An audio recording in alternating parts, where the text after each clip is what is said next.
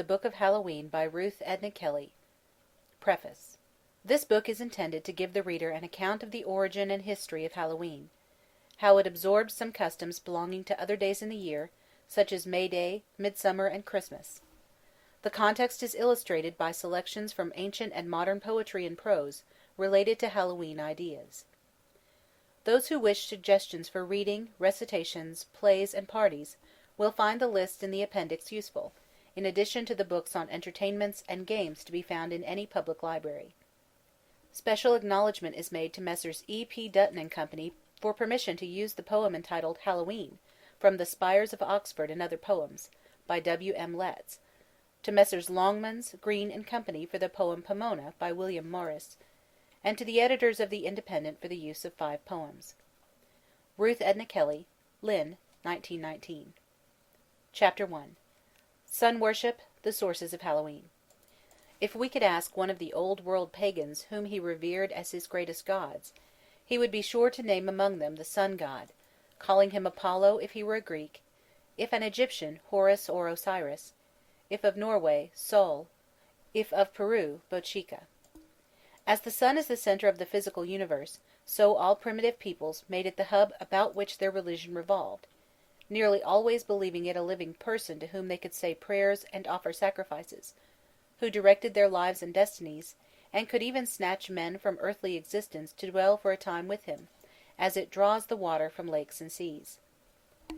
In believing this, they followed an instinct of all early peoples, a desire to make persons of the great powers of nature, such as the world of growing things, mountains and water, the sun, moon, and stars, and a wish for these gods they had made to take an interest in and be a part of their daily life.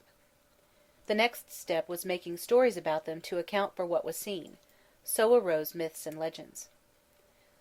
The sun has always marked out work time and rest, divided the year into winter idleness, seed time, growth, and harvest. It has always been responsible for all the beauty and goodness of the earth. It is itself splendid to look upon.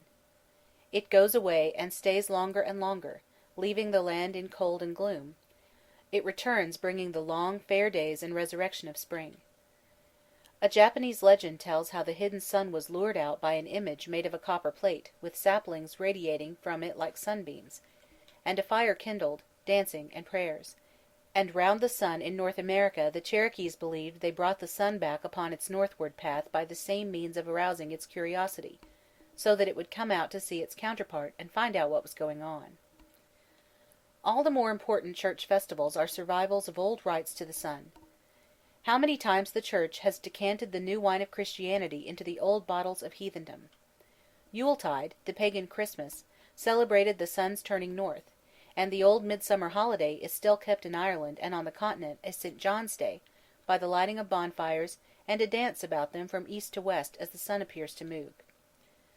The pagan Hallowe'en at the end of summer was a time of grief for the decline of the sun's glory, as well as a harvest festival of thanksgiving to him for having ripened the grain and fruit, as we formerly had husking bees when the ears had been gathered, and now keep our own thanksgiving by eating of our winter store in praise of God who gives us our increase. Pomona, the Roman goddess of fruit, lends us the harvest elements of Hallowe'en. The Celtic day of summer's end was a time when spirits, mostly evil, were abroad. The gods whom Christ dethroned joined the ill-omened throng. The church festivals of All Saints and All Souls coming at the same time of year, the 1st of November, contributed the idea of the return of the dead, and the Teutonic May Eve assemblage of witches brought its hags and their attendant beasts to help celebrate the night of October 31st. Chapter 2. The Celts, Their Religion and Festivals. The first reference to Great Britain in European annals of which we know was the statement in the 5th century BC of the Greek historian Herodotus, that Phoenician sailors went to the British Isles for tin. He called them the Tin Islands. The people with whom these sailors traded must have been Celts, for they were the first inhabitants of Britain who worked in metal instead of stone. The Druids were priests of the Celts centuries before Christ came. There is a tradition in Ireland that they first arrived there in 270 BC, 700 years before St. Patrick. The account of them written by Julius Caesar half a century before Christ speaks mainly of the Celts of Gaul, dividing them into 2 ruling classes who kept the people almost in a state of slavery.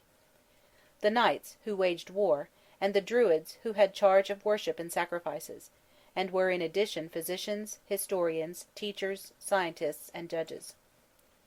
Caesar says that this cult originated in Britain, and was transferred to Gaul. Gaul and Britain had one religion and one language, and might even have one king, so that what Caesar wrote of Gallic Druids must have been true of the British. The Celts worshipped spirits of forest and stream, and feared the powers of evil, as did the Greeks and all other early races. Very much of their primitive belief has been kept, so that to Scotch, Irish, and Welsh peasantry, brooks, hills, dales, and rocks abound in tiny supernatural beings, who may work them good or evil, lead them astray by flickering lights, or charm them into 7 years' servitude unless they are bribed to show favour. The name Druid is derived from the Celtic word druid, meaning sage, connected with the Greek word for oak, drus. The rapid oak tree, before him heaven and earth quake, stout doorkeeper against the foe, in every land his name is mine. Taliesin, Battle of the Trees. For the oak was held sacred by them as a symbol of the omnipotent God, upon whom they depended for life like the mistletoe growing upon it. Their ceremonies were held in oak groves. Later, from their name a word meaning magician was formed, showing that these priests had gained the reputation of being dealers in magic. The Druid followed him and suddenly, as we are told, struck him with a druidic wand, or, according to one version, flung at him a tuft of grass over which he had pronounced a druidical incantation. O'Curry, Ancient Irish. They dealt in symbols, common objects to which was given, by the interposition of spirits, meaning to signify certain facts, and power to produce certain effects. Since they were tree worshippers, trees and plants were thought to have peculiar powers. Caesar provided them with a galaxy of Roman divinities, Mercury, Mars, Jupiter, and Minerva, who of course were worshipped under their native names. Their chief god was Baal, of whom they believed the sun the visible emblem. They represented him by lowlier tokens, such as circles and wheels. The trefoil, changed into a figure composed of 3 winged feet radiating from a centre, represented the swiftness of the sun's journey. The cross, too, was a symbol of the sun, being the appearance of its light shining upon dew or stream, making to the half-closed eye little bright crosses. One form of the cross was the swastika. To Baal they made sacrifices of criminals or prisoners of war, often burning them alive in wicker images. These bonfires lighted on the hills were meant to urge the god to protect and bless the crops and herds. From the appearance of the victims sacrificed in them, omens were taken that foretold the future. The gods and other supernatural powers, in answer to prayer, were thought to signify their will by omens, and also by the following methods: the ordeal, in which the innocence or guilt of a person was shown by the way the god permitted him to endure fire or other torture; exorcism, the driving out of demons by saying mysterious words or names over them. Becoming skilled in interpreting the will of the gods, the Druids came to be known as prophets. O Deirdre, terrible child, for thee, red star of our ruin, great weeping shall be in Erin, woe, woe, and a breach in Ulla. Thy feet shall trample the mighty, yet stumble on heads thou lovest. Todhunter, Druid Song of Cathva. They kept their lore for the most part a secret, forbidding it to be written, passing it down by word of mouth. They taught the immortality of the soul, that it passed from one body to another at death. If, as these Druids taught, which kept the British rites, and dwelt in darksome groves, there counselling with sprites, when these our souls by death our bodies do forsake, they instantly again do other bodies take. Drayton, Polyolbion. They believed that on the last night of the old year, October 31st, the Lord of Death gathered together the souls of all those who had died in the passing year, and had been condemned to live in the bodies of animals, to decree what forms they should inhabit for the next 12 months. He could be coaxed to give lighter sentences by gifts and prayers. The badge of the initiated Druid was a glass ball reported to be made in summer of the spittle of snakes, and caught by the priest as the snakes tossed it into the air; and the potent adder-stone, gendered for the autumnal moon, when in undulating twine the foaming snakes prolific join. Mason, Caractacus. It was real glass, blown by the Druids themselves. It was supposed to aid the wearer in winning lawsuits and securing the favour of kings. An animal sacred to the Druids was the cat. A slender black cat reclining on a chain of old silver, guarded treasure in the old days. For a long time cats were dreaded by the people because they thought human beings had been changed to that form by evil means. The chief festivals of the Druids fell on 4 days, celebrating phases of the sun's career. Fires of sacrifice were lighted especially at spring and midsummer holidays, by exception on November 1st. May Day and November Day were the more important, the beginning and end of summer, yet neither equinoxes nor solstices. The time was divided then not according to sowing and reaping, but by the older method of reckoning from when the herds were turned out to pasture in the spring and brought into the fold again at the approach of winter, by a pastoral rather than an agricultural people. On the night before Beltane, Ballfire, the 1st of May, fires were burned to Ball to celebrate the return of the sun-bringing summer. Before sunrise the houses were decked with garlands to gladden the sun when he appeared, a rite which has survived in going Maying. The May Day fires were used for purification. Cattle were singed by being led near the flames, and sometimes bled, that their blood might be offered as a sacrifice for a prosperous season. When lo, a flame, a wavy flame of ruddy light, leaped up the farmyard fence above, and while his children's shout rang high, his cows the farmer slowly drove across the blaze, he knew not why. Kickham, St. John's Eve. A cake was baked in the fire with one piece blacked with charcoal. Whoever got the black piece was thereby marked for sacrifice to Baal, so that as the ship proceeded in safety after Jonah was cast overboard, the affairs of the group about the May Eve fire might prosper when it was purged of the one whom Baal designated by lot. Later only the symbol of offering was used, the victim being forced to leap thrice over the flames. In history it was the day of the coming of good. Partholon, the discoverer and promoter of Ireland, came thither from the other world to stay 300 years. The gods themselves, the deliverers of Ireland, first arrived there through the air on May Day. June 21st, the day of the summer solstice, the height of the sun's power, was marked by midnight fires of joy and by dances. These were believed to strengthen the sun's heat. A blazing wheel to represent the sun was rolled downhill. A happy thought, give me this cartwheel. I'll have it tied with ropes and smeared with pitch, and when it's lighted I will roll it down the steepest hillside. Hauptmann, Sunken Bell, Lewison translation. Spirits were believed to be abroad, and torches were carried about the fields to protect them from invasion. Charms were tried on that night with seeds of fern and hemp, and dreams were believed to be prophetic. The hour may hither drift, when at the last amid the o'erwearied she, weary of long delight and deathless joys, one you shall love may fade before your eyes may fade and be as mist, caught in the sunny hollow of Lu's hand, lord of the day. Sharp, Immortal Hour. Lu, in old Highland speech the summer sun, had for father one of the gods, and for mother the daughter of a chief of the enemy. Hence he possessed some good and some evil tendencies. He may be the Celtic Mercury, for they were alike skilled in magic and alchemy, in deception, successful in combats with demons, the bringers of new strength and cleansing to the nation. He said farewell to power on the 1st of August, and his foster mother had died on that day, so then it was he said his feast day. The occasion was called Lugnasad, the bride of Lugh and the earth, whence the harvest should spring. It was celebrated by the offering of the first fruits of harvest, and by races and athletic sports. In Meath, Ireland, this continued down into the 19th century, with dancing and horse racing the first week of August. Chapter 3. Samhain. On November 1st was Samhain, summer's end. Take my tidings, stags contend, snows descend, summer's end. A chill wind raging, the low sun keeping, swift to set, o'er seas high sweeping, dull red the fern, shapes are shadows, wild geese mourn o'er misty meadows, keen cold limes each weaker wing, icy times, such I sing, take my tidings. Graves, First Winter Song.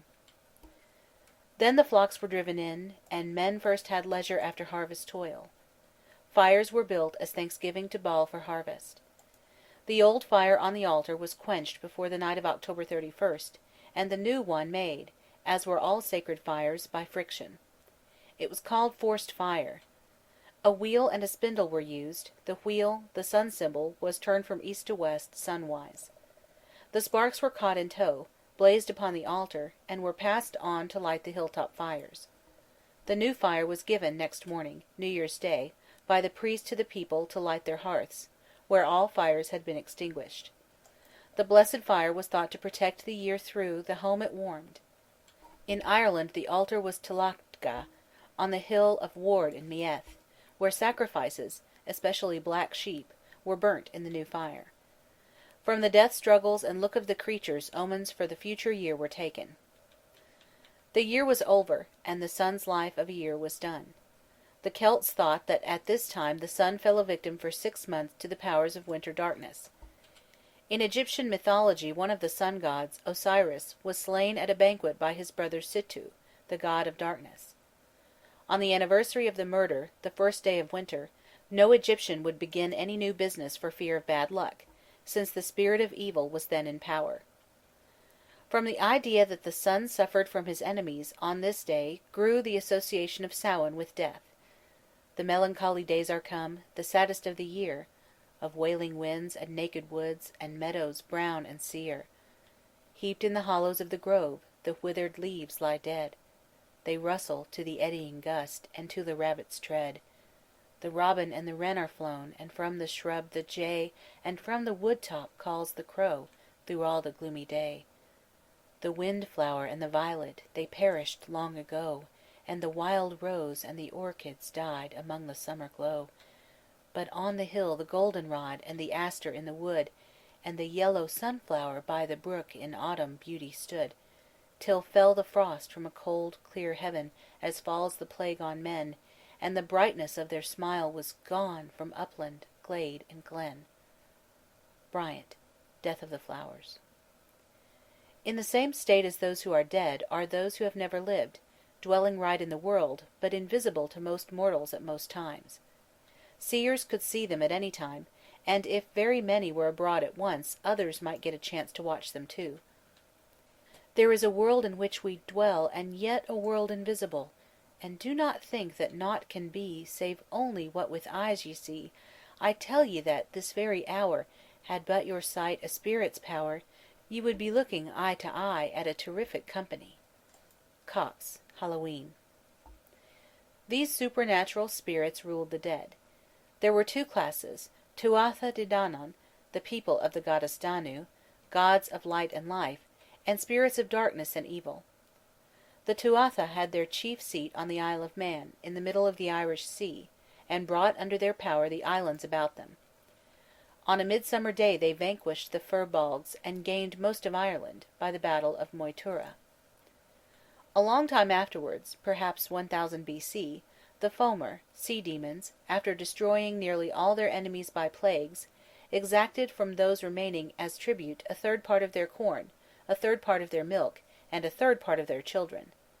This tax was paid on Samhain. It was the week before Samhain that the Fomor landed upon Ireland. On the eve of Samhain the gods met them in the second battle of Moytura, and they were driven back into the ocean. As Tigernmas, a mythical king of Ireland, was sacrificing the firstlings of every issue, and the scions of every clan, to Crom Croich, the king idol, and lay prostrate before the image, he and 3/4 of his men mysteriously disappeared. Then came Tigernmas, the prince of Tara yonder, on Hallowe'en with many hosts, a cause of grief to them was the deed, dead were the men of Bomba's host, without happy strength, around Tigernmas, the destructive man of the north, from the worship of Crom Cruach. 'Twas no luck for them, for I have learnt, except 1/4 of the keen gales, not a man alive lasting the snare, escaped without death in his mouth. Desencus of Moxleg, Meyer translation. This was direct invocation, but the fire rites which were continued so long afterwards were really only worshipping the sun by proxy, in his nearest likeness, fire. Samhain was then a day sacred to the death of the sun, on which had been paid a sacrifice of death to evil powers. Though overcome at Moytura, evil was ascendant at Samhain. Methods of finding out the will of spirits and the future naturally worked better then. Charms and invocations had more power, for the spirits were near to help, if care was not taken to anger them, and due honours paid. Chapter 4. Pomona. Ops was the Latin goddess of plenty. Single parts of her province were taken over by various other divinities, among whom was Pomona, Pomorum patrona, she who cares for fruits. She is represented as a maiden with fruit in her arms and a pruning knife in her hand. I am the ancient apple queen, as once I was, so I am now, for evermore a hope unseen, betwixt the blossom and the bough. Ah, where's the river's hidden gold, and where's the windy grave of Troy?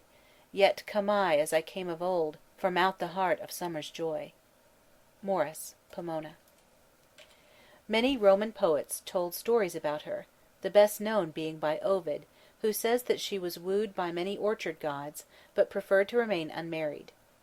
Among her suitors was Vertumnus, the charger, the god of the turning year, who had the charge of the exchange of trade, the turning of river channels, and chiefly of the change in nature from flower to ripe fruit.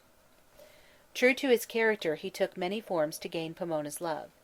Now he was a ploughman, spring; now a fisherman, summer; now a reaper, autumn. At last he took the likeness of an old woman, winter, and went to gossip with Pomona. After sounding her mind and finding her averse to marriage, the woman pleaded for Vertumnus's success. Is he not the first to have the fruits which are thy delight? And does he not hold thy gifts in his joyous right hand? Ovid, Vertumnus and Pomona. Then the crone told her the story of Anaxarete, who was so cold to her lover Iphis that he hanged himself, and she at the window watching his funeral train pass by was changed into a marble statue. Advising Pomona to avoid such a fate, Vertumnus donned his proper form, that of a handsome young man, and Pomona, moved by the story and his beauty, yielded and became his wife. Vertumnus had a statue in the Tuscan Way in Rome, and a temple.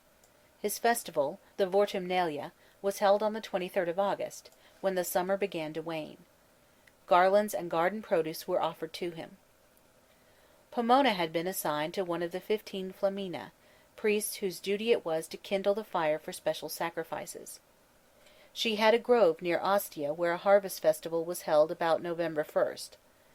Not much is known of the ceremonies, but from the similar August holiday much may be deduced.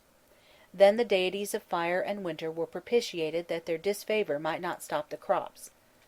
On Pomona's day doubtless thanks was rendered them for their aid to the harvest. An offering of firstfruits was made in August; in November the winter store of nuts and apples was opened. The horses released from toil contended in races. From Pomona's festival nuts and apples, from the Druidic Samhain the supernatural element, combined to give later generations the charms and omens from nuts and apples which are made trials of at Hallowe'en. Chapter 5. The Coming of Christianity, All Saints, All Souls. The great power which the Druids exercised over their people interfered with the Roman rule of Britain. Converts were being made at Rome. Augustus forbade Romans to become initiated, Tiberius banished the priestly clan and their adherents from Gaul, and Claudius utterly stamped out the belief there, and put to death a Roman knight for wearing the serpent's egg badge to win a lawsuit.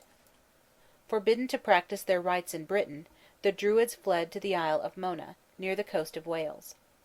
The Romans pursued them, and in 61 A.D. they were slaughtered and their oak groves cut down. During the next 3 centuries the cult was stifled to death and the Christian religion substituted. It was believed that at Christ's advent the pagan gods either died or were banished.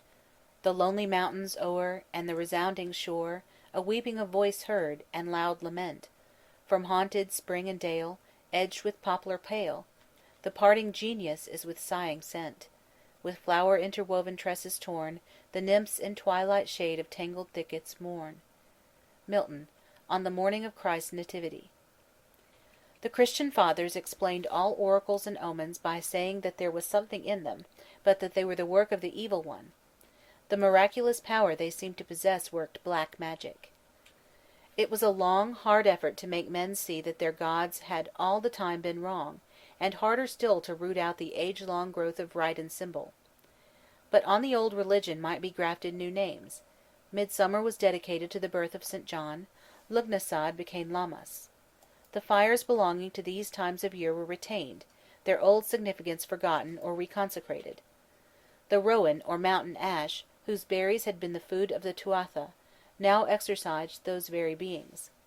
The trefoil signified the Trinity, and the cross no longer the rays of the sun on water, but the cross of cavalry. The fires which had been built to propitiate the god and consume his sacrifices to induce him to protect them, were now lighted to protect the people from the same god, declared to be an evil mischief maker. In time, the autumnal festival of the Druids became the vigil of All Hallows or All Saints' Day. All Saints was first suggested in the 4th century, when the Christians were no longer persecuted, in memory of all the saints, since there were too many for each to have a special day on the church calendar. A day in May was chosen by Pope Boniface IV in 610 for consecrating the Pantheon, the old Roman temple of all the gods, to the Virgin and all the saints and martyrs. Pope Gregory III dedicated a chapel in St. Peter's to the same, and that day was made compulsory in 835 by Pope Gregory IV as All Saints. The day was changed from May to November so that the crowds that thronged to Rome for these services might be fed from the harvest bounty. It is celebrated with a special service in the Greek and Roman churches and by Episcopalians. In the 10th century, St. Odilo, Bishop of Cluny, instituted a day of prayer and special masses for the souls of the dead.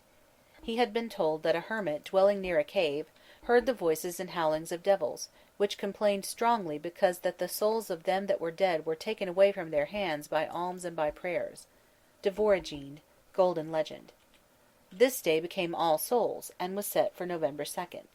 It is very appropriate that the Celtic festival, when the spirits of the dead and the supernatural powers held a carnival of triumph over the god of light, should be followed by All Saints and All Souls. The church holy days were celebrated by bonfires to light souls through purgatory to paradise, as they had lighted the sun to his death on Samhain. On both occasions there were prayers, the pagan petitions to the Lord of Death for a pleasant dwelling place for the souls of departed friends, and the Christian for their speedy deliverance from torture. They have in common the celebrating of death, the one of the sun, the other of mortals; of harvest, the one of crops, the other of sacred memories. They are kept by revelry and joy, first, to cheer men and make them forget the malign influences abroad; second, because as the saints in heaven rejoice over one repentant sinner, we should rejoice over those who, after struggles and sufferings past, have entered into everlasting glory. Mother, my mother, mother country, yet were the fields in bud, and the harvest, when shall it rise again, up through the fire and blood? Mother, my mother, mother country, was it not all to save harvest of bread, harvest of men? And the bright years, wave on wave? Search not, my way worn, search neither weald nor wave, one is their heavy reaping time, to the earth that is one wide grave. Marks, All Souls' Eve. Chapter 6. Origin and Character of Hallowe'en Omens. The custom of making tests to learn the future comes from the old system of augury from sacrifice. Who sees in the nuts thrown in the fire, turning in the heat, blazing and growing black, the writhing victim of an old-time sacrifice to an idol? Many superstitions and charms were believed to be active at any time, but all those and numerous special ones work best on November Eve. All the tests of all the Celtic festivals have been allotted to Hallowe'en. Cakes from the May Eve fire, hemp seed and prophetic dreams from Midsummer, games and sports from Lugnasad, have survived in varied forms. Tests are often tried blindfold, so that the seeker may be guided by fate. Many are mystic, to evoke apparitions from the past or future. Others are tried with harvest grains and fruits. Because skill and undivided attention is needed to carry them through successfully, many have degenerated into mere contests of skill, have lost their meaning, and become rough games. Answers are sought to questions about one's future career, chiefly to when and whom shall I marry, what will be my profession and degree of wealth, and when shall I die? Chapter 7. Hallowe'en Beliefs and Customs in Ireland. Ireland has a literature of Hallowe'en, or Samhain as it used to be called. Most of it was written between the 7th and the 12th centuries, but the events were thought to have happened while paganism still ruled in Ireland. The evil powers that came out at Samhain lived the rest of the time in the cave of Cruachan in Connaught, the province which was given to the wicked Fomer after the battle of Moytura. This cave was called the Gate Hell of Ireland, and was unlocked on November Eve to let out spirits and copper-coloured birds, which killed the farm animals. They also stole babies, leaving in their place changelings, goblins who were old in wickedness while still in the cradle, possessing superhuman cunning and skill in music. One way of getting rid of these demon children was to ill-treat them so that their people would come for them, bringing the right ones back, or one might boil eggshells in the sight of the changeling, who would declare his demon nature by saying that in his centuries of life he had never seen such a thing before. Brides, too, were stolen. "You shall go with me, newly married bride, and gaze upon a merrier multitude, white-armed Nuala and Angus of the birds, and Fiachra of the hurtling foam, and him who is the ruler of the western host, Finvara, and the land of heart's desire, where beauty has no ebb, decay no flood, but joy is wisdom, time and endless song." Yeats, Land of Heart's Desire. In the 1st century B.C. lived Ailill and his queen Medb. As they were celebrating their Samhain feast in the palace, 3 days before Samhain at all times, and 3 days after by ancient custom, did the hosts of high aspiration continue to feast for the whole week. O'Kieran, Lochgarman. They offered a reward to the man who should tie a bundle of twigs about the feet of a criminal who had been hanged by the gate. It was dangerous to go near dead bodies on November Eve, but a bold young man named Nera dared it, and tied the twigs successfully. As he turned to go, he saw the whole of the palace as if on fire before him, and the heads of the people of it lying on the ground, and then he thought he saw an army going into the hill of Cruachan, and he followed after the army. Gregory, Cuchulainn of Merthyr. The door was shut. Nera was married to a fairy woman, who betrayed her kindred by sending Nera to warn King Ailill of the intended attack upon his palace the next November Eve. Nera bore summer fruits with him to prove that he had been in the fairy Cid. The next November Eve, when the doors were opened, Ailill entered and discovered the crown, emblem of power, took it away, and plundered the treasury. Nera never returned again to the homes of men. Another story of about the same time was that of Angus, the son of a Tuatha god, to whom in a dream a beautiful maiden appeared. He wasted away with love for her, and searched the country for a girl who should look like her. At last he saw in a meadow among 150 maidens, each with a chain of silver about her neck, one who was like the beauty of his dream. She wore a golden chain about her throat, and was the daughter of King Ethel Anbual. King Ethel's palace was stormed by Ailill, and he was forced to give up his daughter. He gave as a reason for withholding his consent so long, that on Samhain Princess Caer changed from a maiden to a swan, and back again the next year. And when the time came, Angus went to the loch, and he saw the 3 times 50 white birds there with their silver chains about their necks, and Angus stood in a man's shape at the edge of the loch, and he called to the girl, "Come and speak with me, O Caer." "Who is calling me?" said Caer. "Angus calls you," he said, "and if you do come, I swear by my word I will not hinder you from going into the loch again." Gregory, Cuchulainn of Merthyr. She came, and he changed into a swan likewise, and they flew away to King Dagda's palace, where every one who heard their sweet singing was charmed into a sleep of 3 days and 3 nights. Princess Etain, of the race of the Tuatha, and wife of Midir, was born again as the daughter of Queen Medb, the wife of Ailill. She remembers a little of the land from which she came, and is never quite happy, even when she wins the love of King Ecgtheow. But sometimes, tell me, have you heard, by dusk or moonset, have you never heard, sweet voices, delicate music, never seen the passage of the lordly beautiful ones men call the Sidhe? Sharp, Immortal Hour. When they have been married a year, there comes Midir from the land of youth. By winning a game of chess from the king, he gets anything he may ask, and prays to see the queen. When he sees her, he sings a song of longing to her, and Ecgtheow is troubled because it is Samhain, and he knows the great power the hosts of the air have then over those who wish for happiness. "Etain, speak! What is the song the harper sings? What tongue is this he speaks? For in no Gaelic lands is speech like this upon the lips of men. No word of all these honey-dripping words is known to me. Beware, beware the words, brewed in the moonshine under ancient oaks, white with pale banners of the mistletoe, twined round them in their slow and stately death. It is the feast of Samhain." Samhain. Sharp, immortal hour. In vain Ecgtheow pleads with her to stay with him. She has already forgotten all but Midir and the life so long ago in the land of youth. In the land of youth there are pleasant places, green meadows, woods, swift grey blue waters. There is no age there, nor any sorrow. As the stars in heaven are the cattle in the valleys. Great rivers wander through flowery plains, streams of milk, of mead, streams of strong ale. There is no hunger and no thirst in the hollow land, in the land of youth. Sharp, immortal hour. She and Midir fly away in the form of two swans, linked by a chain of gold. Cuchulainn, hopelessly sick of a strange illness brought on by Fand and Liben, fairy sisters, was visited the day before Samhain by a messenger, who promised to cure him if he would go to the other world. Cuchulainn could not make up his mind to go, but sent Leg, his charioteer. Such glorious reports did Leg bring back from the other world, that Cuchulainn went thither, and championed the people there against their enemies. If all Erin were mine, and the kingship of Yellow Breccia, I would give it no trifling deed, to dwell for aye in the place I reached. Cuchulainn's sick bed. Meyer translation. He stayed a month with fairy Fand. Emer, his wife at home, was beset with jealousy, and plotted against Fand, who had followed her hero home. Fand, in fear, returned to her deserted husband. Emer was given a druidic drink to drown her jealousy, and Cuchulainn another to forget his infatuation, and they lived happily ever afterward.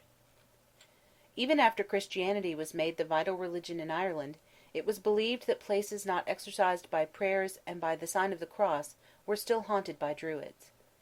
As late as the 5th century the Druids kept their skill in fortune-telling.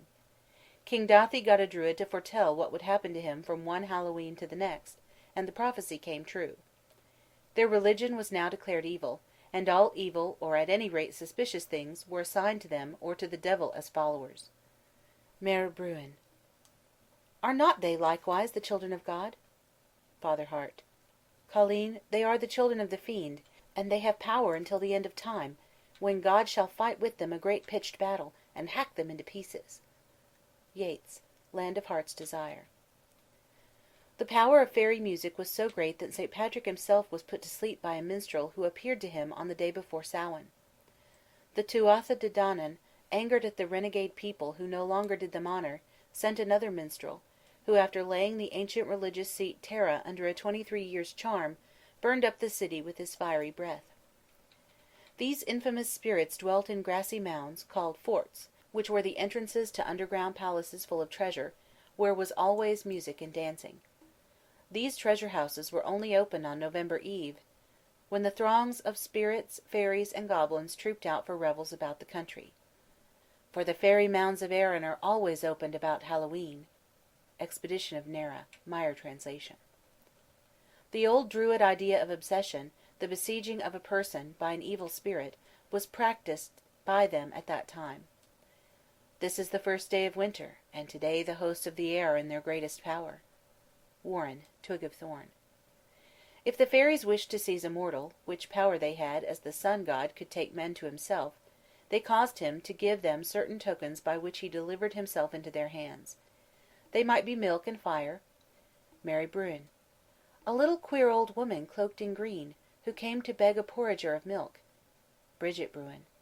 The good people go asking milk and fire upon May Eve. Woe to the house that gives, for they have power over it for a year.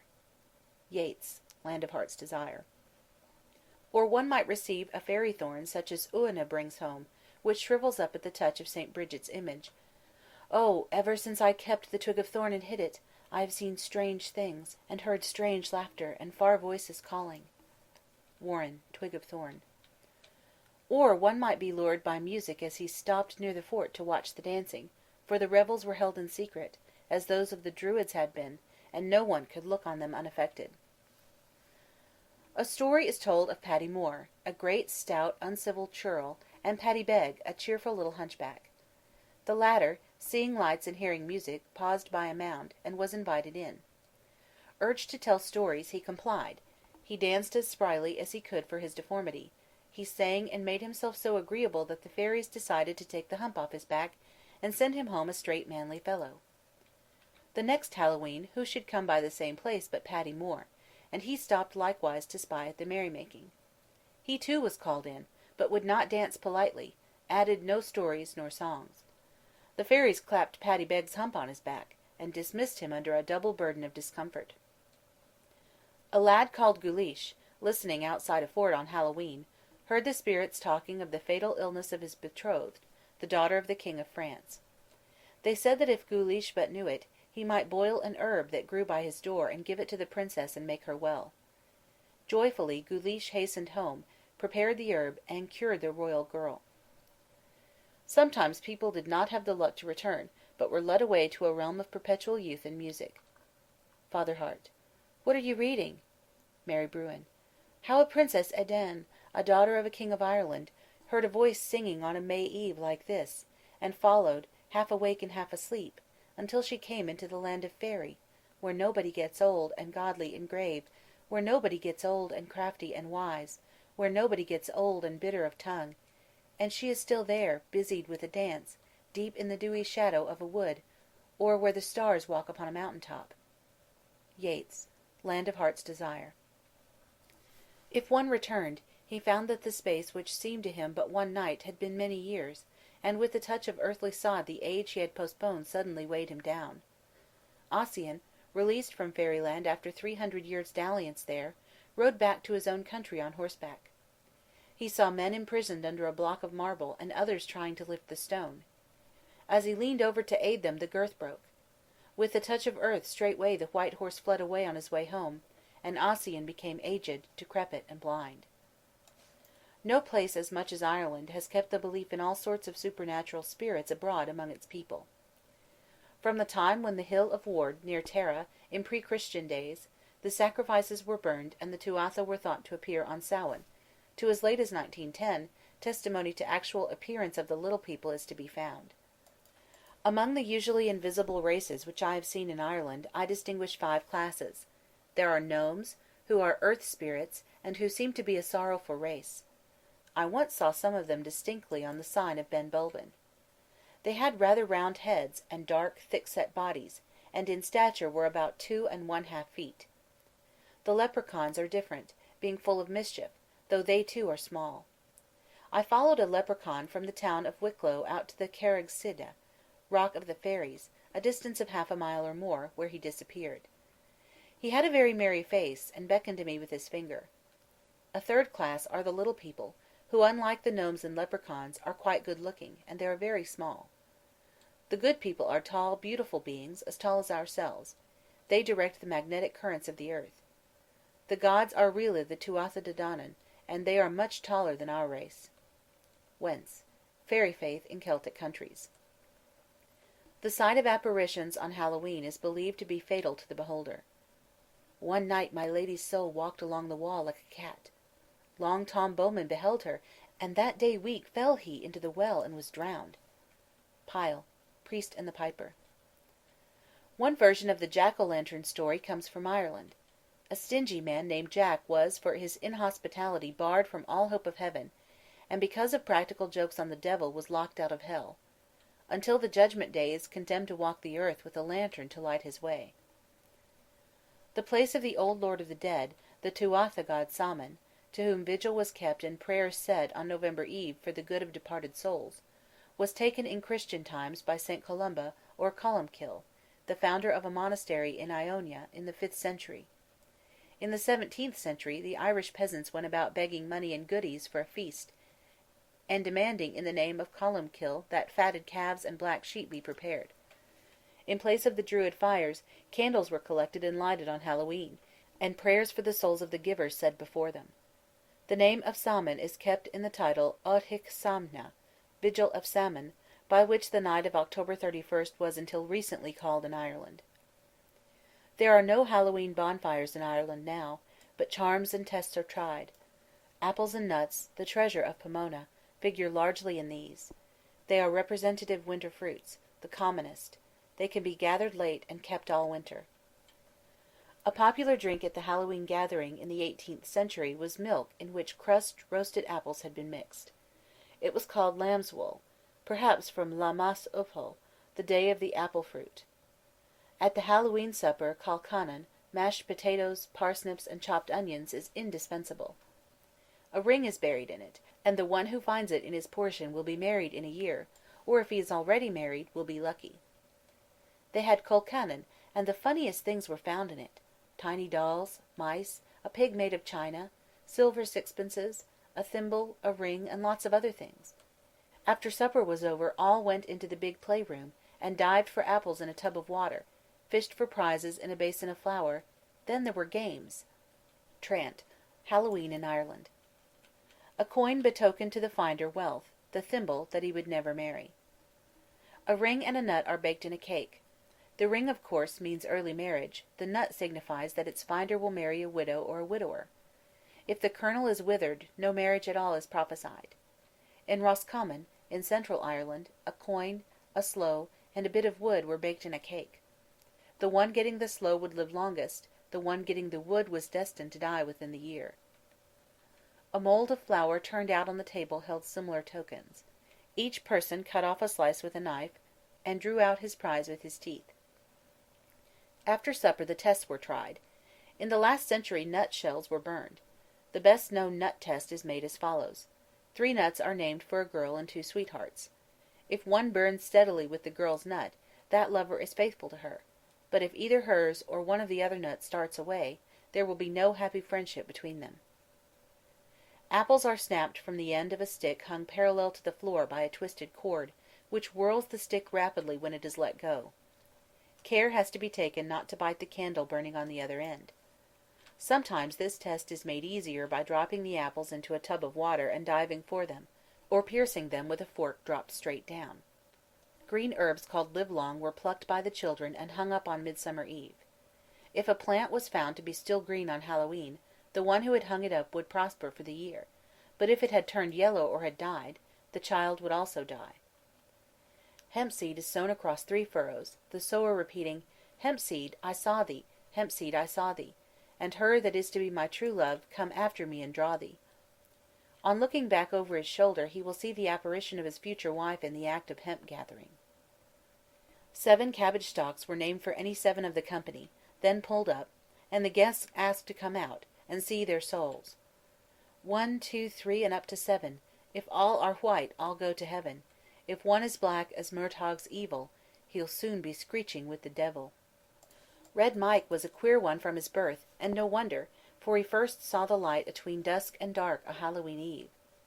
When the cabbage test was tried at a party where Mike was present, 6 stalks were to be found white, but Mike's was all black and foul with worms and slugs, and with a real bad smell ahint it. Angered at the ridicule he received, "I've the gift of the night, I have, and on this day my curse can blast whatever I choose." At that the priest showed Mike a crucifix, and he ran away howling, and disappeared through a bog into the ground. Sharp, Threefold Chronicle. 12 of the party may learn their future, if one gets a clod of earth from the churchyard, sets up 12 candles in it, lights and names them. The fortune of each will be like that of the candlelight named for him, steady, wavering, or soon in darkness. A ball of blue yarn was thrown out of the window by a girl who held fast to the end. She wound it over her hand from left to right, saying the creed backwards. When she had nearly finished, she expected the yarn would be held. She must ask who holds, and the wind would sigh her sweetheart's name in at the window. In some charms the devil was invoked directly. If one walked about a rick 9 times with a rake, saying, "I rake this rick in the devil's name," a vision would come and take away the rake. If one went out with 9 grains of oats in his mouth, and walked about until he heard a girl's name called or mentioned, he would know the name of his future wife, for they would be the same. Lead is melted and poured through a key or a ring into cold water. The form each spoonful takes in cooling indicates the occupation of the future husband of the girl who poured it. Now something like a horse would cause the jubilant maiden to call out, "A dragoon!" Now some dim resemblance to a helmet would suggest a handsome member of the mounted police, or a round object with a spike would seem a ship, and this of course meant a sailor, or a cow would suggest a cattle dealer, or a plough a farmer. Sharp, Threefold Chronicle. After the future had been searched, a piper played a jig, to which all danced merrily with a loud noise to scare away the evil spirits. Just before midnight was the time to go out alone and unperceived to a south-running brook, dip a shirt-sleeve in it, bring it home and hang it by the fire to dye. One must go to bed, but watch till midnight for a sight of the destined mate who would come to turn the shirt to dry the other side. Ashes were raked smooth on the hearth at bedtime on Hallowe'en, and the next morning examined for footprints. If one was turned from the door, guests or a marriage was prophesied; if turned toward the door, a death. To have prophetic dreams a girl should search for a briar grown into a hoop, creep through thrice in the name of the devil, cut it in silence, and go to bed with it under her pillow. A boy should cut 10 ivy leaves, throw away one, and put the rest under his head before he slept. If a girl leave beside her bed a glass of water with a sliver of wood in it, and say before she falls asleep, "Husband mine that is to be, come this night and rescue me," she will dream of falling off a bridge into water, and of being saved at the last minute by the spirit of her future husband. To receive a drink from his hand she must eat a cake of flour, soot, and salt before she goes to bed. The Celtic spirit of yearning for the unknown, retained nowhere else as much as in Ireland, is expressed very beautifully by the poet Yeats in the introduction to his Celtic Twilight. The host is riding from Knocknarea, and over the grave of Cluthnabere, Celt tossing his burning hair, and Niam calling, "Away, come away, and brood no more when the fire is bright, filling thy heart with a mortal dream, for breasts are heaving and eyes agleam. Away, come away to the dim twilight, arms are heaving and lips apart, and if any gaze on our rushing band, we come between him and the deed of his hand, we come between him and the hope of his heart. The host is rushing twixt night and day, and where is the hope or deed as fair? Celt tossing his burning hair, and Niam calling, Away, come away." Chapter 8. Hallowe'en Beliefs and Customs in Scotland and the Hebrides. As in Ireland, the Scotch Ball Festival of November was called Samhain.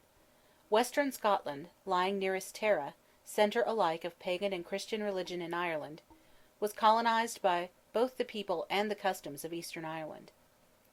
The November Eve fires which in Ireland either died out or were replaced by candles were continued in Scotland.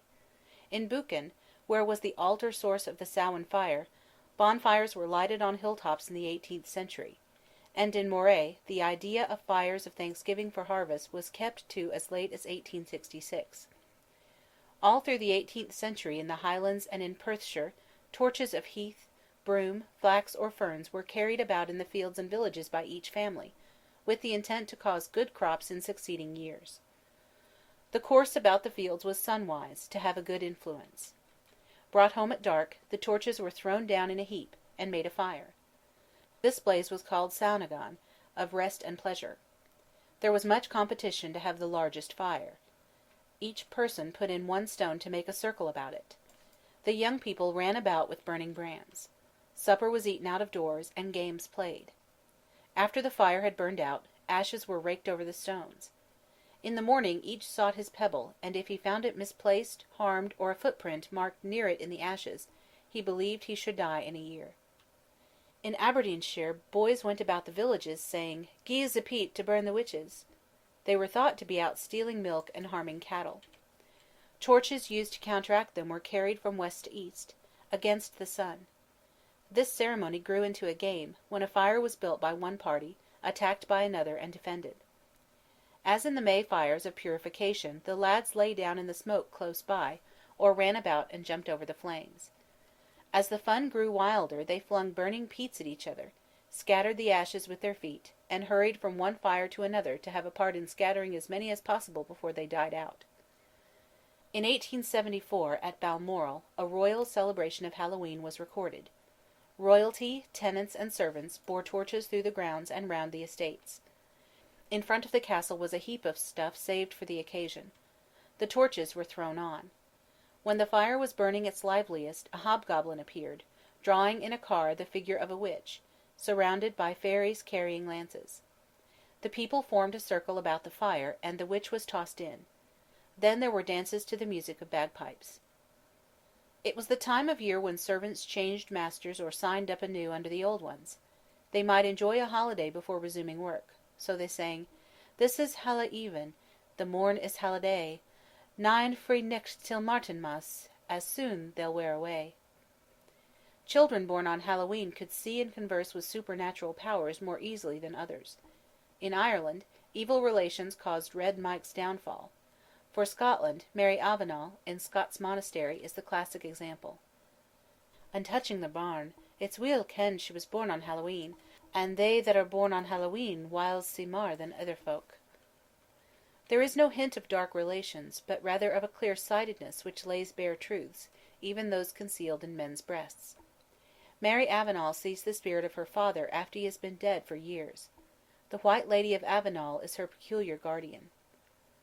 The Scottish border, where Mary lived, is the seat of many superstitions and other worldly beliefs. The fairies of Scotland are more terrible than those of Ireland, as the dells and streams and woods are of greater grandeur, and the character of the people more serious. It is unlucky to name the fairies, here as elsewhere, except by such placating titles as good neighbours or men of peace. Rowan, elm, and holly are a protection against them. "I have tied red thread round the bairns' throats, and given ilk ane of them a riding wand of rowan tree, forby sewing up a slip of wych elm into their doublets; and I wish to know of your reverence if there be onything more that a lone woman can do in the matter of ghosts and fairies. Be here, that I should have named their unlucky names twice o'er." Scott, Monastery. The sign of the cross disarmeth all evil spirits. These spirits of the air have not human feelings or motives. They are conscienceless. In this respect Peter Pan is an immortal fairy as well as an immortal child. While like a child he resents injustice in horrified silence, like a fairy he acts with no sense of responsibility. When he saves Wendy's brother from falling as they fly, you felt it was his cleverness that interested him, and not the saving of human life. Barry, Peter and Wendy. The world in which Peter lived was so near the Kensington Gardens that he could see them through the bridge as he sat on the shore of the Neverland. Yet for a long time he could not get to them. Peter is a fairy piper who steals away the souls of children. "No man alive has seen me, but women hear me play, sometimes at door or window, fiddling the souls away, the children's soul and the colleen's out of the covering day." Hopper, Fairy Fiddler. On Hallowe'en all traditional spirits are abroad. The Scotch invented the idea of Samhain, a goblin who comes out just at Samhain. It is he who in Ireland steals children. The fairies pass at crossroads, but the night is Hallowe'en, lady, the morn is Hallow-day. Then win me, and ye will, for I will I wot ye may. Just at the mirk and midnight hour, the fairy folk will ride, and they that wad their true love win, at Miles Cross they maun bide. Ballad of Tim Lan. And in the Highlands whoever took a three-legged stool to where three crossroads met, and sat upon it at midnight, would hear the names of those who were to die in a year. He might bring with him articles of dress, and as each name was pronounced throw one garment to the fairies. They would be so pleased by this gift that they would repeal the sentence of death. Even people who seemed to be like their neighbours every day could for this night fly away and join the other beings in their revels. "This is the nicht o' Hallowe'en, when a' the witchy may be seen, some of them black, some of them green, some of them like a turkey bean." A witches' party was conducted in this way. The wretched women who had sold their souls to the devil left a stick in bed which by evil means was made to have their likeness, and anointed with the fat of murdered babies flew off up the chimney on a broomstick with cats attendant. Burns tells the story of a company of witches pulling ragwort by the roadside, each astride her ragwort with the summons, "Up, horsey," and flying away. "The hag is astride, this night for a ride, the devils and she together, through thick and through thin, now out and now in, though ne'er so foul be the weather. A thorn or a burr she takes for a spur, with a lash of the bramble she rides now, through brake and through briars, o'er ditches and mires, she follows the spirit that guides now." Herrick, The Hag. The meeting place was arranged by the devil, who sometimes rode there on a goat. At their supper no bread or salt was eaten. They drank out of horses' skulls, and danced, sometimes back to back, sometimes from west to east, for the dances at the ancient Baal festivals were from east to west, and it was evil and ill omened to move the other way. For this dance the devil played a bagpipe made of a hen's skull and cat's tails. There sat old Nick, in shape of beast, a towsy tyke, black, grim, and large. To gie the music was his charge. He screwed the pipes and gart them skirl, till roof and rafters a' did dirl. Burns, Tam O'Shanter. The light for the revelry came from a torch flaring between the horns of the devil's steed, the goat, and at the close the ashes were divided for the witches to use in incantations. People imagined that cats who had been up all night on Hallowe'en were tired out the next morning. Tam O'Shanter, who was watching such a dance by Alloway's old haunted kirk in Ayrshire, could not resist calling out the antics of a neighbour whom he recognised, and was pursued by the witches. He urged his horse to top speed. "Now do thy speedy utmost, Meg, and win the key stane of the brig. There at them thou thy tail may toss, a running stream they dare not cross." Burns, Tam O'Shanter. But poor Meg had no tail thereafter to toss at them, for though she saved her rider, she was only her tail's length beyond the middle of the bridge when the foremost witch grasped it and seared it to a stub. Such witches might be questioned about the past or future.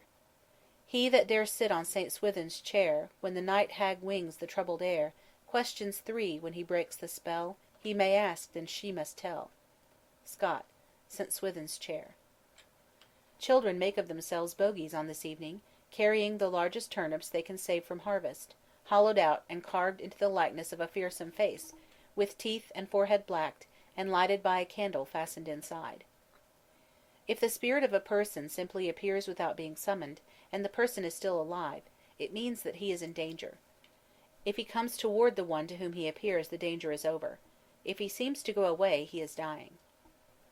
An apparition from the future especially is sought on Hallowe'en. It is a famous time for divination in love affairs. A typical 18th century party in western Scotland is described by Robert Burns. Cabbages are important in Scotch superstition. Children believe that if they pile cabbage stalks around the doors and windows of the house, the fairies will bring them a new brother or sister. And often, when in his old-fashioned way he questioned me, who made the stars, and if within his hand he caught and held one, would his fingers burn? If I, the grey-haired dominie, was dug from out a cabbage garden such as he was found in. Buchanan, Willie Bard. Cake pulling came first on the programme in Burns's Hallowe'en. Just the single and unengaged went out hand in hand, blindfolded, to the cabbage garden. They pulled the first stalk they came upon, brought it back to the house, and were unbandaged. The size and shape of the stalk indicated the appearance of the future husband or wife. Maybe you would rather not pull a stalk that was tall and straight and strong. That would mean Alistair. Maybe you would rather find you had got hold of a withered old stump with a lot of earth at the root, a decrepit old man with plenty of money in the bank. Or maybe you are wishing for one that is slim and supple and not so tall, for one that might mean Johnny Semple. Black, Hallowe'en Wraith. A close white head meant an old husband, an open green head a young one. His disposition would be like the taste of the stem.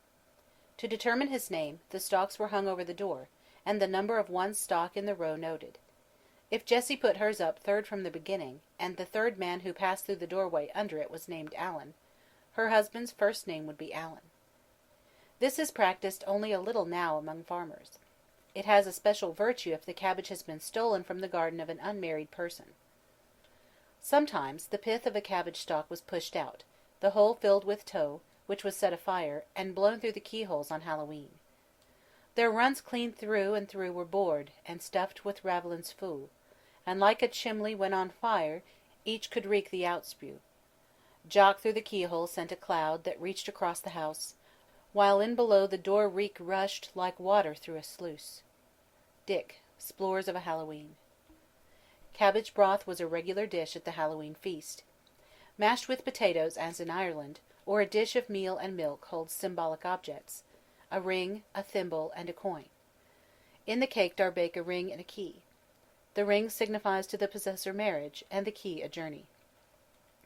Apple ducking is still a universal custom in Scotland. A sixpence is sometimes dropped into the tub or stuck into an apple to make the reward greater. The contestants must keep their hands behind their backs. Nuts are put before the fire in pairs, instead of by threes as in Ireland, and named for a lover and his lass. If they burn to ashes together, long, happy married life is destined for the lovers. If they crackle or start away from each other, dissension and separation are ahead. Jean slips in twa, wi' tenty what it was, she wouldna tell. But this is Jock, and this is me, she says in to hersel. He bleezed o'er her, and she o'er him, as they would never mar part, till fluff he started up the lum, and Jean had e'en a sore heart to see that night. Burns, Hallowe'en. 3 luggies, bowls with handles like the Druid lamps, were filled, one with clean, one with dirty water, and one left empty. The person wishing to know his fate in marriage was blindfolded, turned about thrice, and put down his left hand. If he dipped it into the clean water, he would marry a maiden; if into the dirty, a widow; if into the empty dish, not at all. He tried until he got the same result twice. The dishes were changed about each time. This spell still remains, as does that of the hempseed sowing. One goes out alone with a handful of hempseed, sows it across ridges of ploughed land, and harrows it with anything convenient, perhaps with a broom.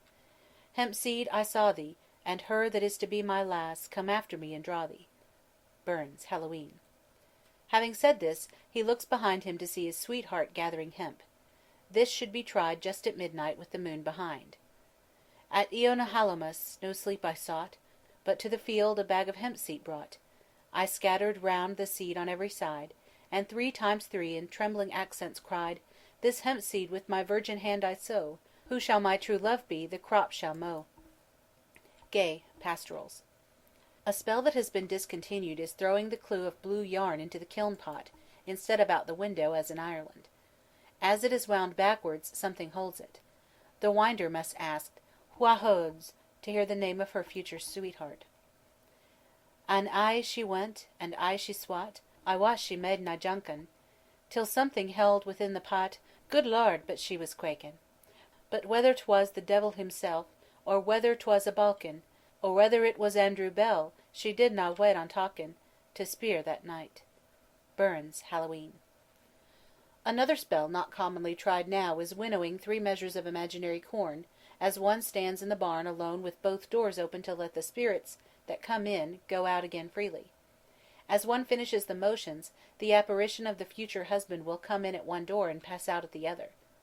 I had not winnowed the last weight clean out, and the moon was shining bright upon the floor, when in stalked the presence of my dear Simon Glendinning, that is now happy. I never saw him plainer in my life than I did that moment. He held up an arrow as he passed me, and I swarfed away with fright. But mark o' the end of it, Tib, we were married, and the grey goose wing was the death of him after it. Scott, The Monastery. At other times prophetic appearances were seen. Just as she was at the wark, what does she see in the moonlicht but her own coffin, moving between the doors instead of the likeness of a guidman? And as sure as death she was in her coffin before the same time next year. Anonymous, Tale of Hallowe'en. Formerly, a stack of beans, oats, or barley was measured round with the arms against the sun. At the end of the 3rd time the arms would enclose the vision of the future husband or wife. Kale pulling, apple snapping, and lead melting, see Ireland, are social rites, but many were to be tried alone and in secret. A Highland divination was tried with a shoe, held by the tip, and thrown over the house. The person will journey in the direction the toe points out. If it falls sole up, it means bad luck. Girls would pull a straw each out of a thatch in Broadsea, and would take it to an old woman in Fraserburgh. The seeress would break the straw and find within it a hair the colour of the lovers to be. Blindfolded, they plucked the heads of oats, and counted the number of grains to find out how many children they would have. If the tip was perfect, not broken or gone, they would be married honourably. Another way of determining the number of children was to drop the white of an egg into a glass of water. The number of divisions was the number sought. White of egg is held with water in the mouth, like the grains of oats in Ireland, while one takes a walk to hear mentioned the name of his future wife. Names are written on papers and laid upon the chimney-piece. Fate guides the hand of a blindfolded man to the slip which bears his sweetheart's name. A Hallowe'en mirror is made by the rays of the moon shining into a looking-glass. If a girl goes secretly into a room at midnight between October and November, sits down at the mirror, and cuts an apple into 9 slices, holding each on the point of a knife before she eats it, she may see in the moonlit glass the image of her lover looking over her left shoulder, and asking for the last piece of apple. The wetting of the sark sleeve in the south-running burn where the 3 lards lands met, and carrying it home to dry before the fire, was really a Scotch custom, but has already been described in Ireland. The last Hallowe'en I was a walkin', my drookit sark sleeve, as ye ken, his likeness came up to the house stalkin', and the very gay breeks o' Tam Glen. Burns, Tam Glen. Just before breaking up, the crowd of young people partook of sowens, oatmeal porridge cakes with butter, and strunt, a liquor as they hoped for good luck throughout the year. The Hebrides, Scottish islands off the west coast, have Hallowe'en traditions of their own, as well as many borrowed from Ireland and Scotland. Barra, isolated near the end of the island chain, still celebrates the Celtic days, Beltane and November Eve. In the Hebrides is the Irish custom of eating on Hallowe'en a cake of meal and salt, or salt herring, bones and all, to dream of someone bringing a drink of water. Not a word must be spoken, nor a drop of water drunk till the dream comes. In St. Kilda a large triangular cake is baked, which must be all eaten up before morning.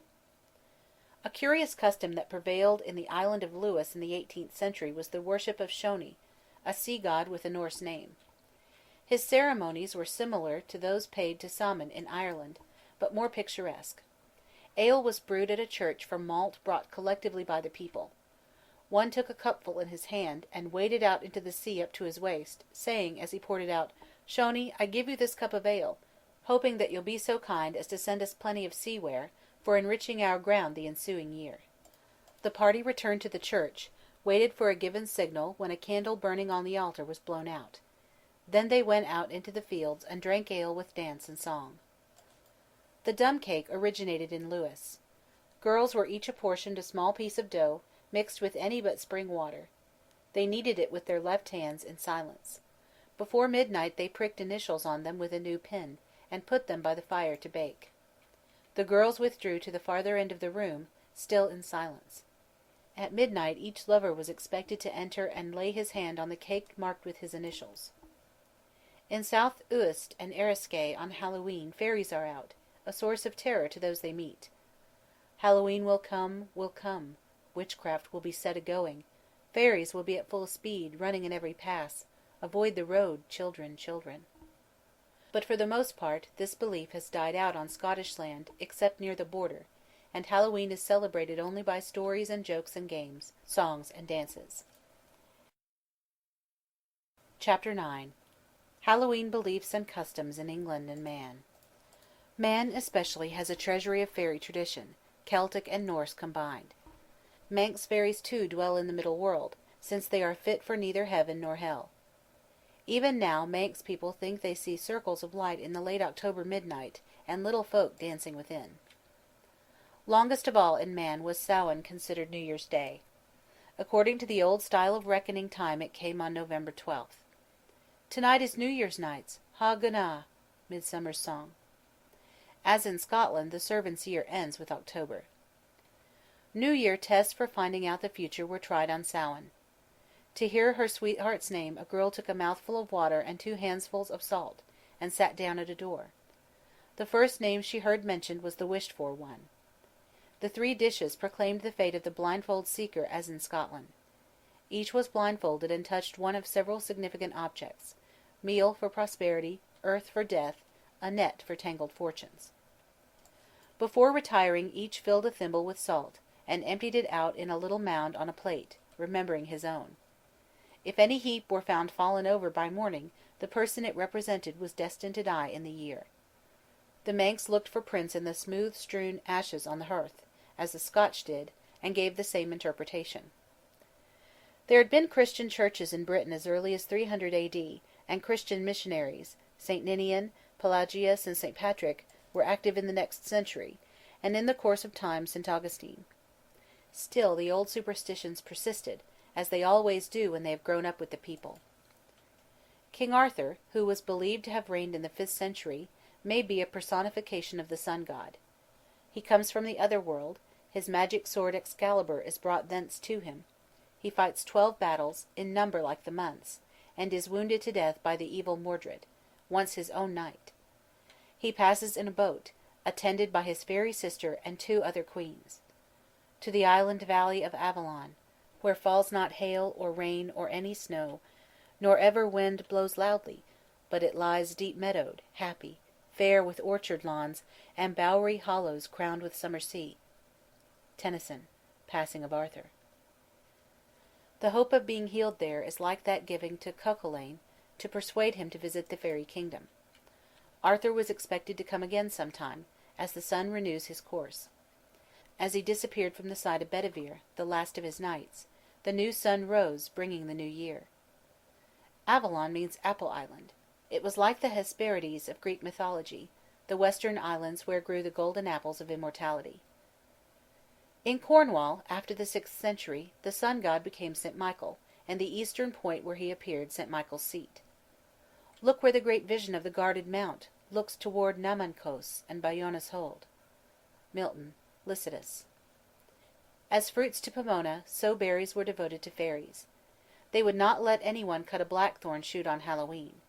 In Cornwall, sloes and blackberries were considered unfit to eat after the fairies had passed by, because all the goodness was extracted. So they were eaten to heart's content on October 31st, and avoided thereafter. Hazels, because they were thought to contain wisdom and knowledge, were also sacred.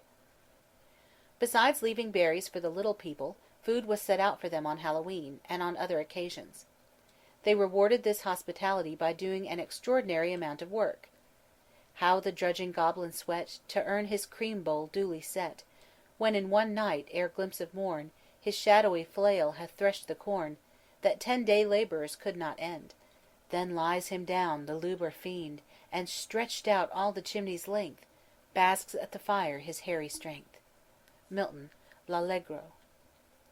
Such spirits did not scruple to pull away the chair as one is about to sit down, to pinch or even to steal children and leave changelings in their places. The first hint of dawn drove them back to their haunts. When larks 'gin sing, away we fling, and babes new born steal as we go, and elf in bed we leave instead, and wend us laughing, ho, ho, ho. Johnson, Robin Goodfellow. Soulless and without gratitude or memory, spirits of the air may be, like Ariel in the Tempest. He, like the fairy harpers of Ireland, puts men to sleep with his music. Sebastian. What? Art thou waking? Antonio. Do you not hear me speak? Sebastian. I do, and surely it is a sleepy language, and thou speakst out of thy sleep. What is it thou didst say? This is a strange repose, to be asleep, with eyes wide open, standing, speaking, moving, and yet so fast asleep. Shakespeare, The Tempest. The people of England, in common with those who lived in the other countries of Great Britain and in Europe, dreaded the coming of winter not only on account of the cold and loneliness, but because they believed that at this time the powers of evil were abroad and ascendant. This belief harked back to the old idea that the sun had been vanquished by his enemies in late autumn. It was to forget the fearful influences about them that the English kept festivals so much in the winter time. The lords of misrule, leaders of the revelry, beginning their rule on All Hallow Eve, continued the same till the morrow after the feast of the Purification, commonly called Candlemas Day, in all of which space there were fine and subtle disguisings, masks, and mummeries.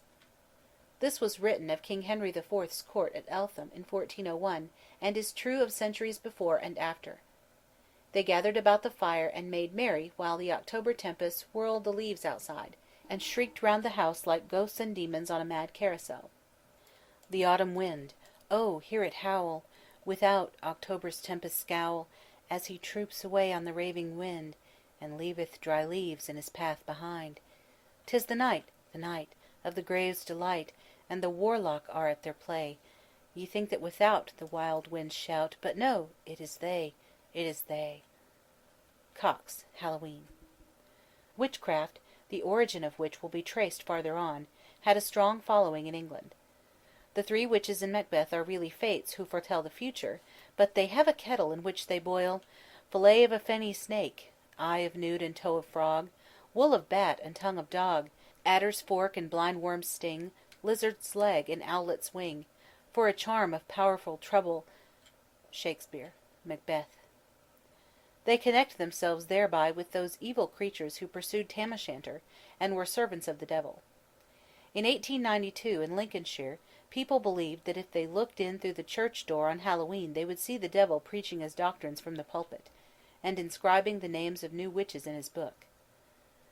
The spectre huntsman, known in Windsor Forest as Herne the Hunter, and in Todmorden as Gabriel Ratchets, was the spirit of an ungodly hunter who for his crimes was condemned to lead the chase till the judgment day. In a storm on Hallowe'en is heard the baying of his hounds. Still, still shall the last dreadful chase till time itself shall have an end. By day they scour earth's caverned space, at midnight's witching hour ascend. This is the horn, the hound and horse, that oft the lated peasant hears.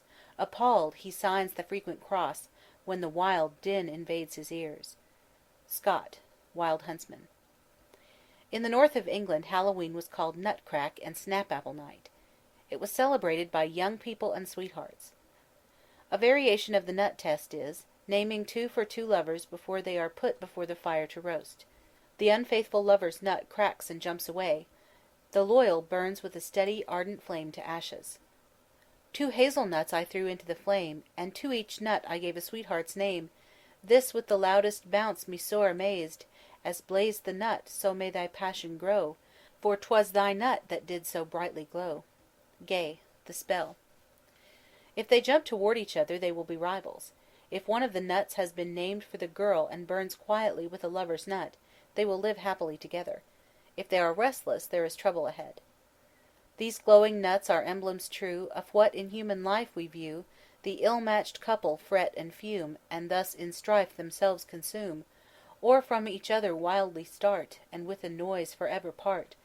But see the happy, happy pair, of genuine love and truth sincere, with mutual fondness while they burn, still to each other kindly turn, and as the vital sparks decay, together gently sink away, till life's fierce ordeal being past, their mingled ashes rest at last. Graydon, On Nuts Burning, All Hallows Eve. Sometimes peas on a hot shovel are used instead. Down the centuries from the Druid tree worship comes the spell of the walnut tree. It is circled thrice with the invocation, "Let her that is to be my true love bring me some walnuts," and directly a spirit will be seen in the tree gathering nuts. Last Hallow Eve I sought a walnut tree, in hope my true love's face that I might see. 3 times I called, 3 times I walked apace, then in the tree I saw my true love's face. Gay, Pastorals. The seeds of apples were used in many trials. 2 stuck on cheeks or eyelids indicated by the time they clung the faithfulness of the friends named for them. See from the core 2 kernels brown I take. This on my cheek for Lubberkin is worn, and Booby Clod on t'other side is born. But Booby Clod soon drops upon the ground, a certain token that his love's unsound, while Lubberkin sticks firmly to the last. Oh, were his lips to mine but joined so fast! In a tub float stemless apples, to be seized by the teeth of him desirous of having his love returned. If he is successful in bringing up the apple, his love affair will end happily. The rosy apple's bobbing upon the mimic sea, 'tis tricksy and elusive, and glides away from me. One moment it is dreaming beneath the candle's glare, then over wave and eddy it glances here and there. And when at last I capture the prize with joy aglow, I sigh, may I this sunshine of golden rapture know? When I essay to gather, in all her witchery, love's sweetest rosy apple on love's uncertain sea. Munkittrick, Hallowe'en Wish. An apple is peeled all in one piece, and the paring swung 3 times round the head and dropped behind the left shoulder. If it does not break, and is looked at over the shoulder, it forms the initial of the true sweetheart's name. I pare this pippin round and round again, my sweetheart's name to flourish on the plain. I fling the unbroken paring over my head, a perfect L upon the ground is read. Gay, Pastorals. In the north of England was a unique custom, the scatting of peas. A pea pod was slit, a bean pushed inside, and the opening closed again. The full pods were boiled, and a portion to be shelled and the peas eaten with butter and salt. The one finding the bean on his plate would be married first. Gay records another test with peas which is like the final trial made with kale stalks. As peas cods once I plucked I chanced to see one that was closely filled with 3 times 3, which when I cropped I safely home conveyed, and o'er the door the spell in secret laid. The latch moved up, when who should first come in, but in his proper person, Lubberkin. Gay, Pastorals. Candles, relics of the sacred fire, play an important part everywhere on Hallowe'en. In England, too, the lighted candle and the apple were fastened to the stick, and as it whirled, each person in turn sprang up and tried to bite the apple, or catch the elusive apple with a bound, as with the taper it flew whizzing round. This was a rough game, more suited to boys' frolic than the ghostly divinations that preceded it. Those with energy to spare found material to exercise it on. In an old book there is a picture of a youth sitting on a stick placed across two stools. On one end of the stick is a lighted candle from which he is trying to light another in his hand. Beneath is a tub of water to receive him if he overbalances sideways. These games grew later into practical jokes. The use of a goblet may perhaps come from the story of the Luck of Edenhall, a glass stolen from the fairies, and holding ruin for the house by whom it was stolen, if it should ever be broken. With ring and goblet this charm was tried. The ring, symbol of marriage, was suspended by a hair within a glass, and a name spelled out by beginning the alphabet over each time the ring struck the glass. When tired of activity and noise, the party gathered about a storyteller, or passed a bundle of faggots from hand to hand, each selecting one and reciting an instalment of the tale till his stick burned to ashes. I tell ye the story this chill Hallowe'en, for it suiteth the spirit Eve. Cox, Hallowe'en. To induce prophetic dreams the wood and water test was tried in England also. Last Hallow Eve I looked my love to see, and tried a spell to call her up to me. With wood and water standing by my side, I dreamed a dream, and saw my own sweet bride. Gay, Pastorals. Though Hallowe'en is decidedly a country festival, in the 17th century young gentlemen in London chose a master of the revels, and held masques and dances with their friends on this night. In central and southern England the ecclesiastical side of hallow-tide is stressed. Bread or cake has, till recently, 1898, been as much a part of Hallowe'en preparations as plum pudding at Christmas. Probably this originated from an autumn baking of bread from the new grain. In Yorkshire, each person gets a triangular seed cake, and the evening is called cake night. Wife, sometime this week, if the weather hold clear, an end of wheat sowing we make for this year, remember you therefore, though I do it not, the seed cakes, the pasties, and the fermentie pot. Tusser, 500 Points of Good Husbandry, 1580. Cakes appear also at the Vigil of All Souls, the next day. At a gathering they lie in a heap for the guests to take.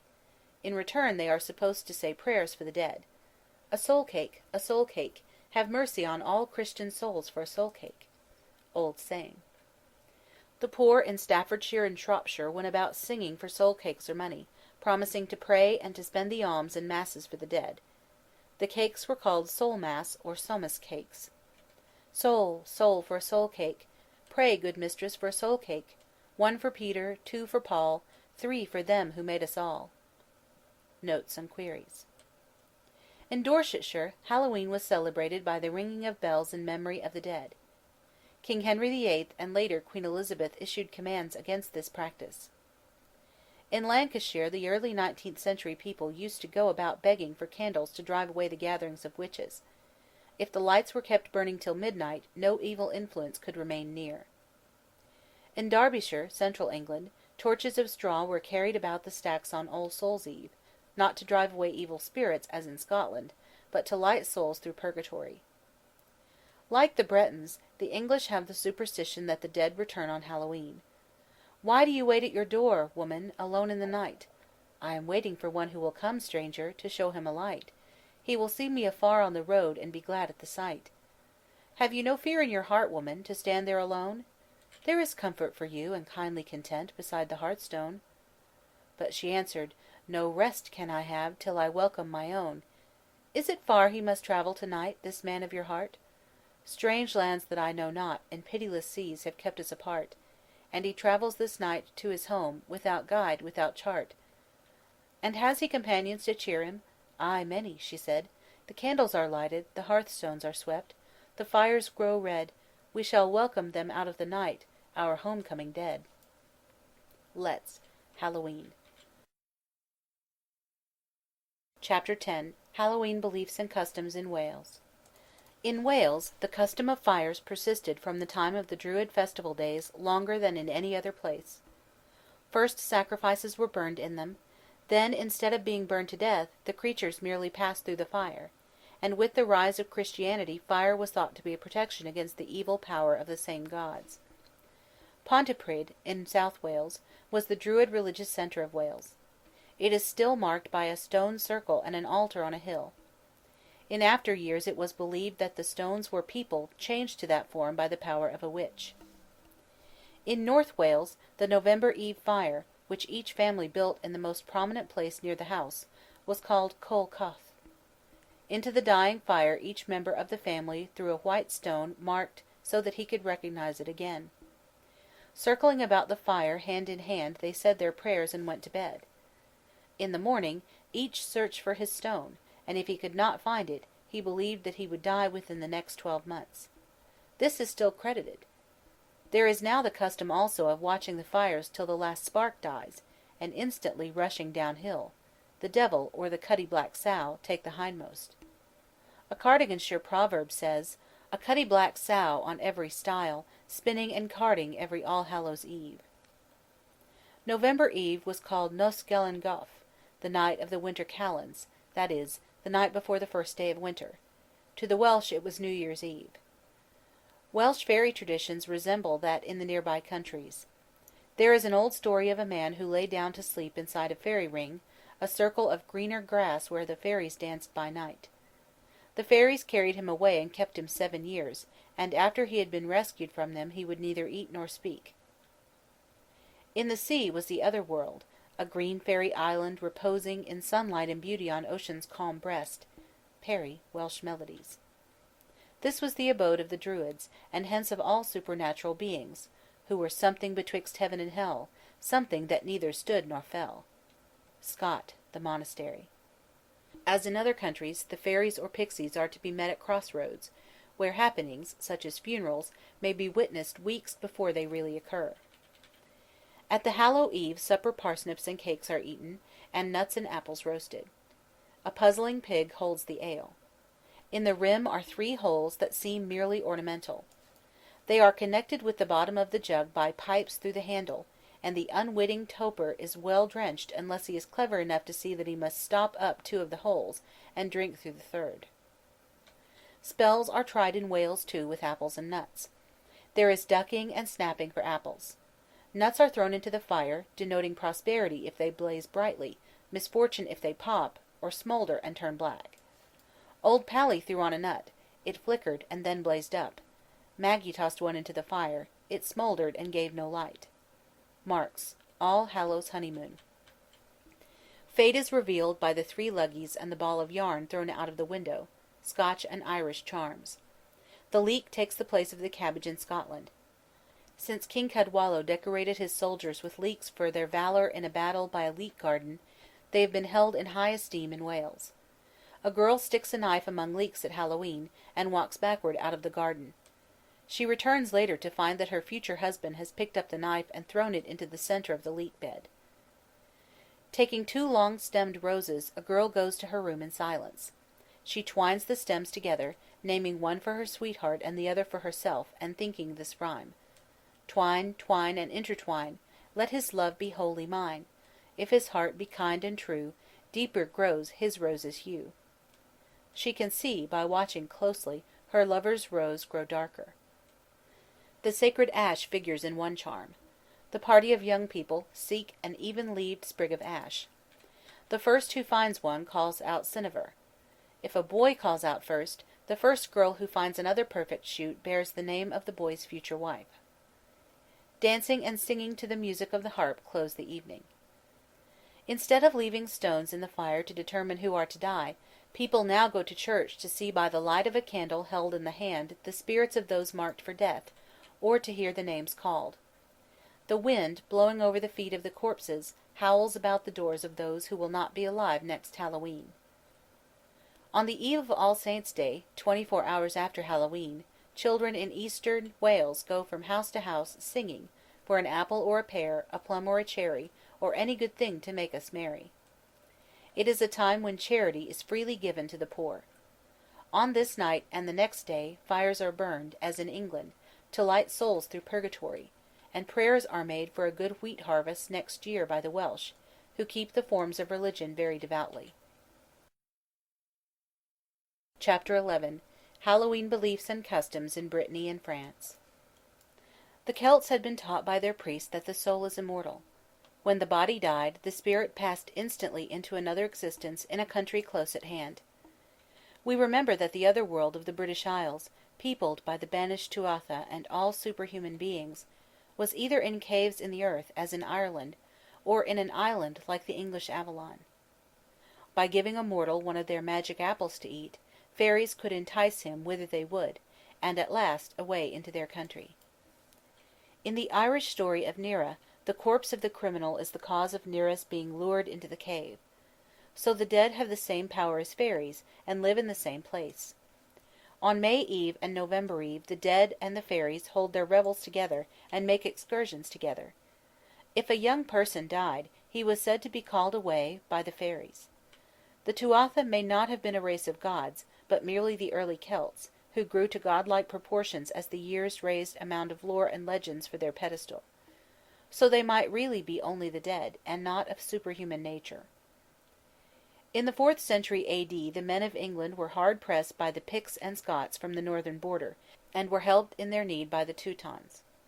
When this tribe saw the fair country of the Britons they decided to hold it for themselves. After they had driven out the northern tribes, in the 5th century, when King Arthur was reigning in Cornwall, they drove out those whose cause they had fought. So the Britons were scattered to the mountains of Wales, to Cornwall, and across the Channel to Armorica, a part of France, which they named Brittany after their homeland. In Lower Brittany, out of the zone of French influence, a language something like Welsh or Old British is still spoken, and many of the Celtic beliefs were retained more untouched than in Britain, not clear of paganism till the 17th century. Here especially did Christianity have to adapt the old belief to her own ends. Gaul, as we have seen from Caesar's account, had been one of the chief seats of Druidical belief. The religious centre was Carnutes, now Chartrain. The rites of sacrifice survived in the same forms as in the British Isles. In the field of Duxevre fires were built of stubble, ferns, leaves, and thorns, and the people danced about them and burned nuts in them. On St. John's Day animals were burned in the fires to secure the castle from disease. This was continued down into the 17th century. The pagan belief that lasted the longest in Brittany, and is by no means dead yet, was the cult of the dead. Caesar said that the Celts of Gaul traced their ancestry from the god of death, whom he called Dispater. Now figures of l'Ankou, a skeleton armed with a spear, can be seen in most villages of Brittany. This mindfulness of death was strengthened by the sight of the prehistoric cairns of stones on hilltops, the ancient altars of the Druids, and dolmens, formed of one flat rock resting like a roof on two others set up on end with a space between them, ancient tombs, and by the Bretons being cut off from the rest of France by the nature of the country, and shut in among the uplands, black and misty in November, and blown over by chill Atlantic winds.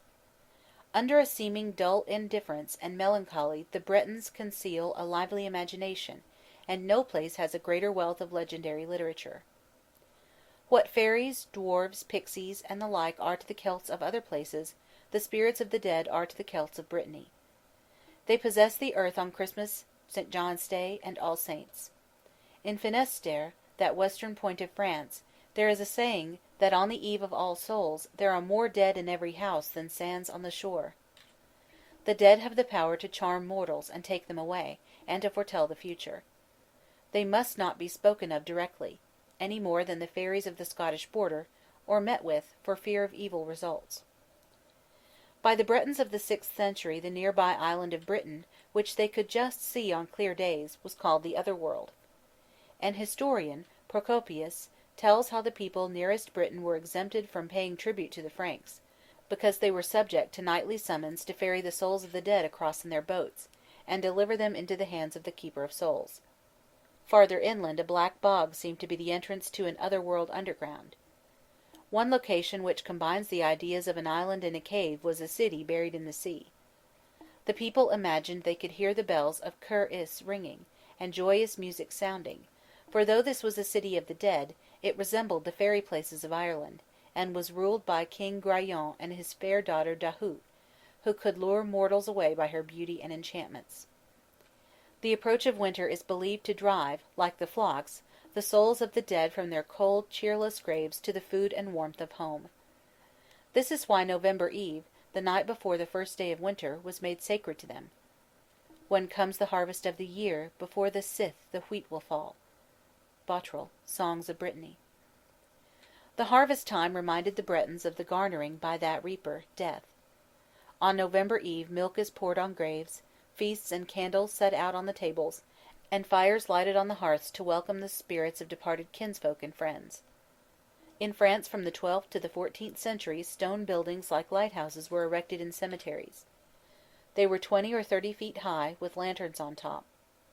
On Hallowe'en they were kept burning to safeguard the people from the fear of night-wandering spirits and the dead, so they were called Lanternes des Morts. The cemetery is the social centre of the Breton village. It is at once meeting place, playground, park, and church. The tombs that outline the hills make the place seem one vast cemetery.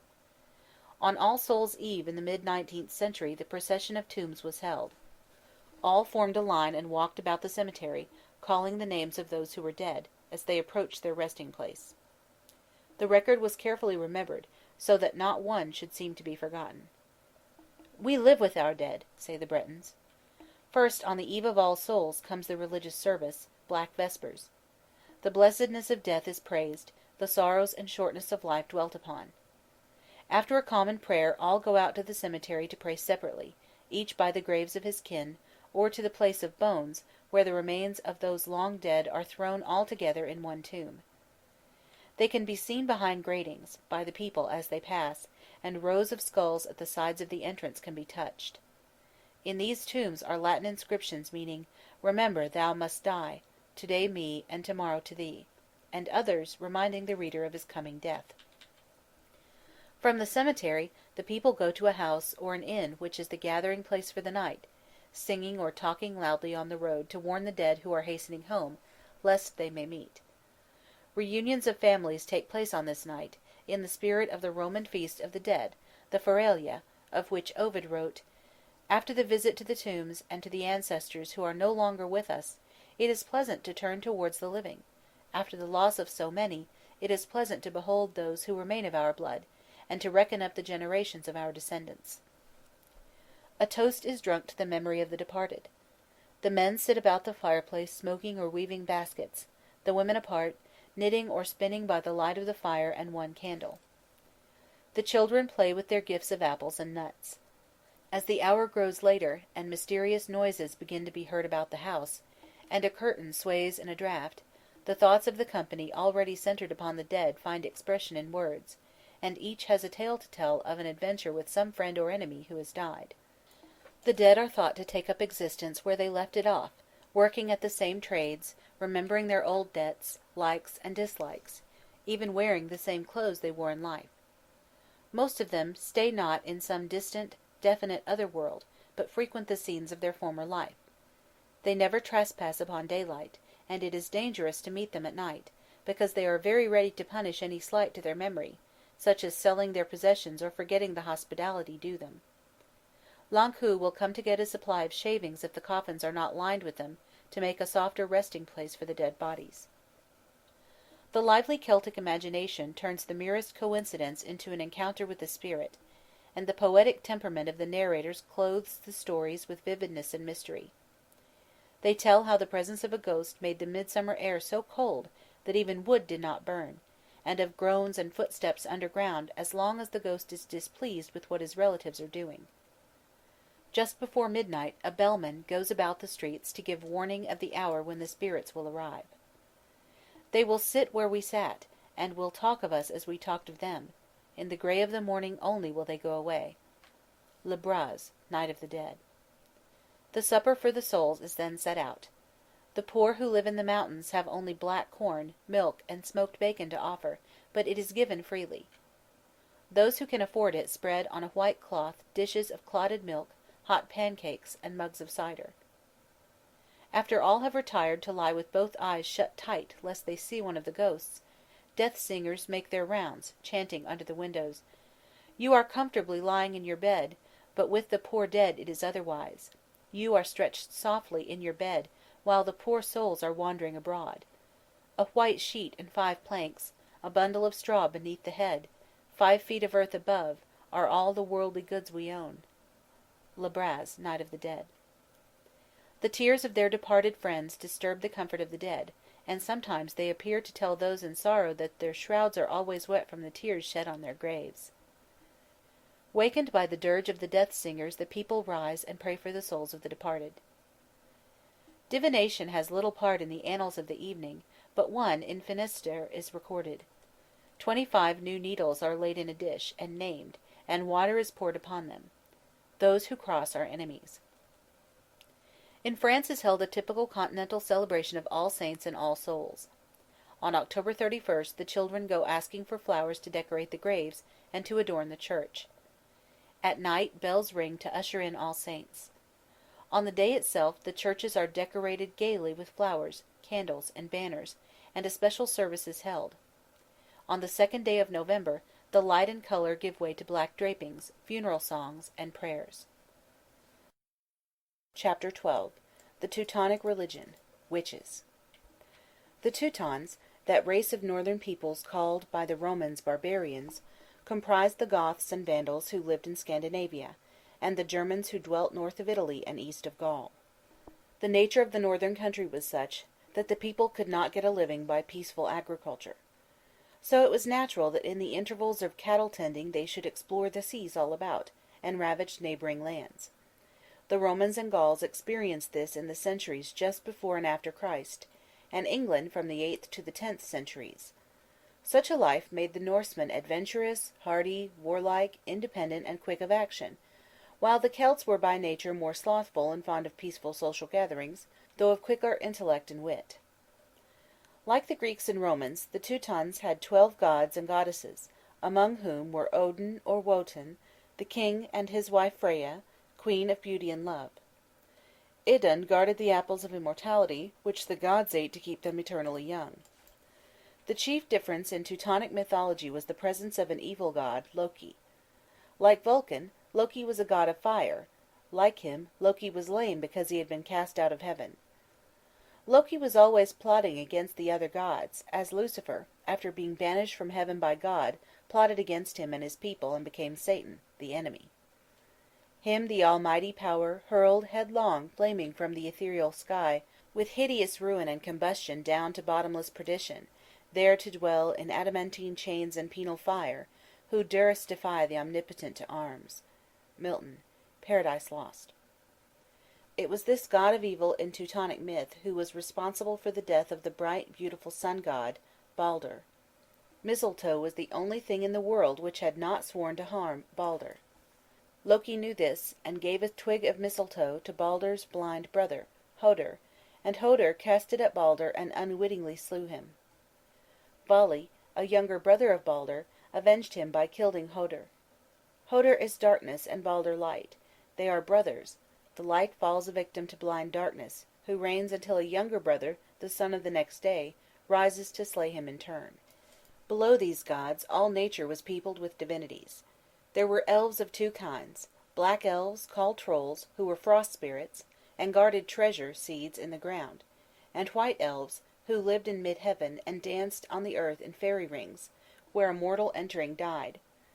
Will-o'-the-wisps hovered over swamps to mislead travellers, and jack-o'-lanterns, the spirits of murderers, walked the earth near the places of their crimes. The other worlds of the Teutons were Valhalla, the abode of the heroes whom death had found on the battlefield, and Niflheim, the misty realm, secure from the cold outside, ruled over by Queen Hel.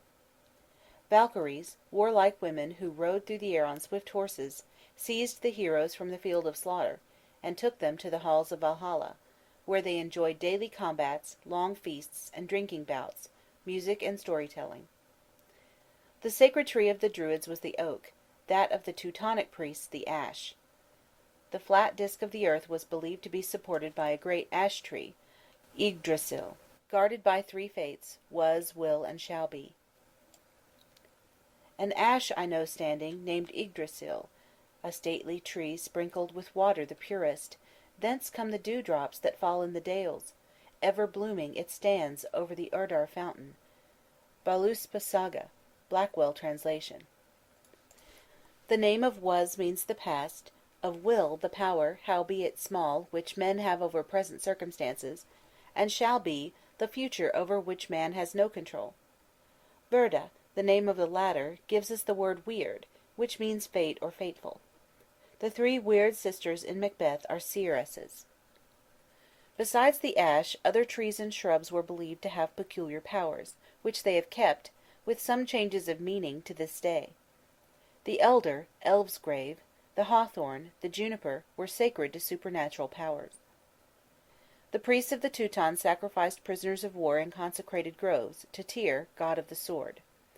The victims were not burned alive, as by the Druids, but cut and torn terribly, and their dead bodies burned.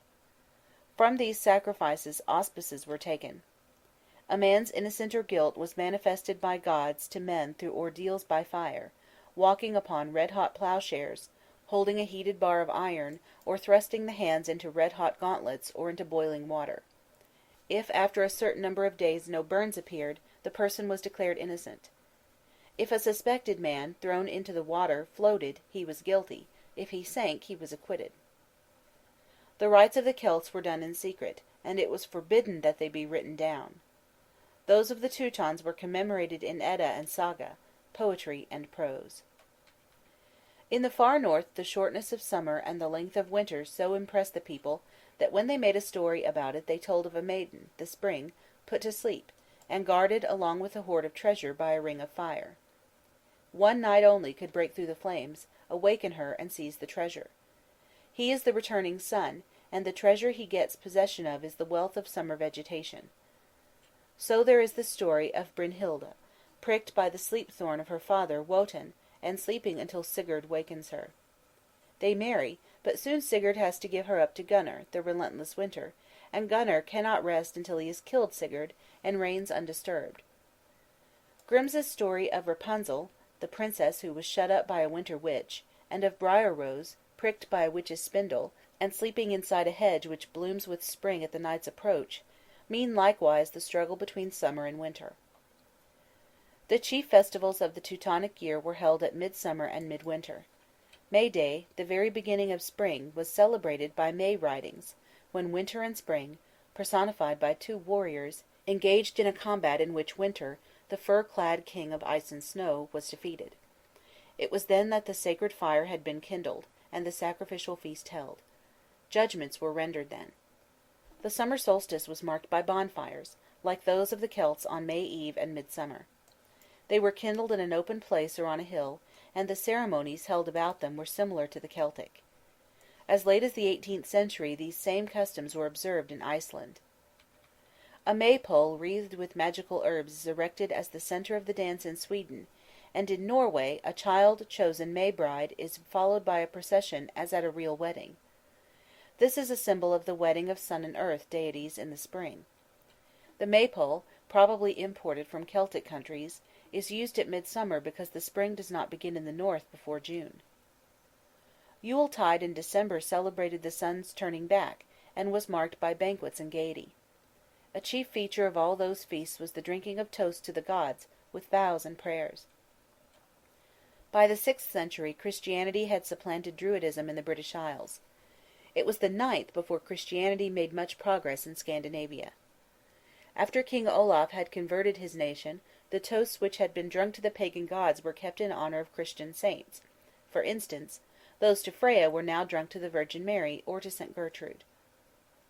The wedding of the sark sleeve, that custom of Scotland and Ireland, was in its earliest form a rite to Freya as the northern goddess of love.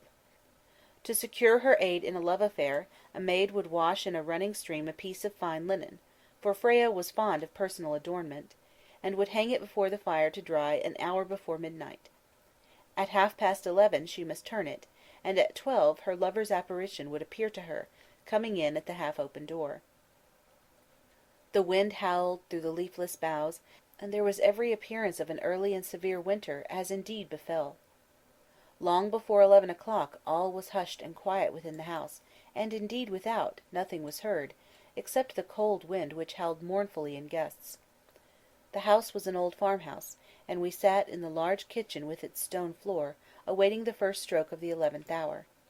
It struck at last, and then, all pale and trembling, we hung the garment before the fire which we had piled up with wood, and set the door ajar, for that was an essential point. The door was lofty and opened upon the farmyard, through which there was a kind of thoroughfare, very seldom used, it is true, and at each end of it there was a gate by which wayfarers occasionally passed to shorten the way. There we sat without speaking a word, shivering with cold and fear, listening to the clock, which went slowly, tick, tick, and occasionally starting as the door creaked on its hinges, or a half-burnt billet fell upon the hearth. My sister was ghastly white as the garment which was drying before the fire. And now half an hour had elapsed, and it was time to turn.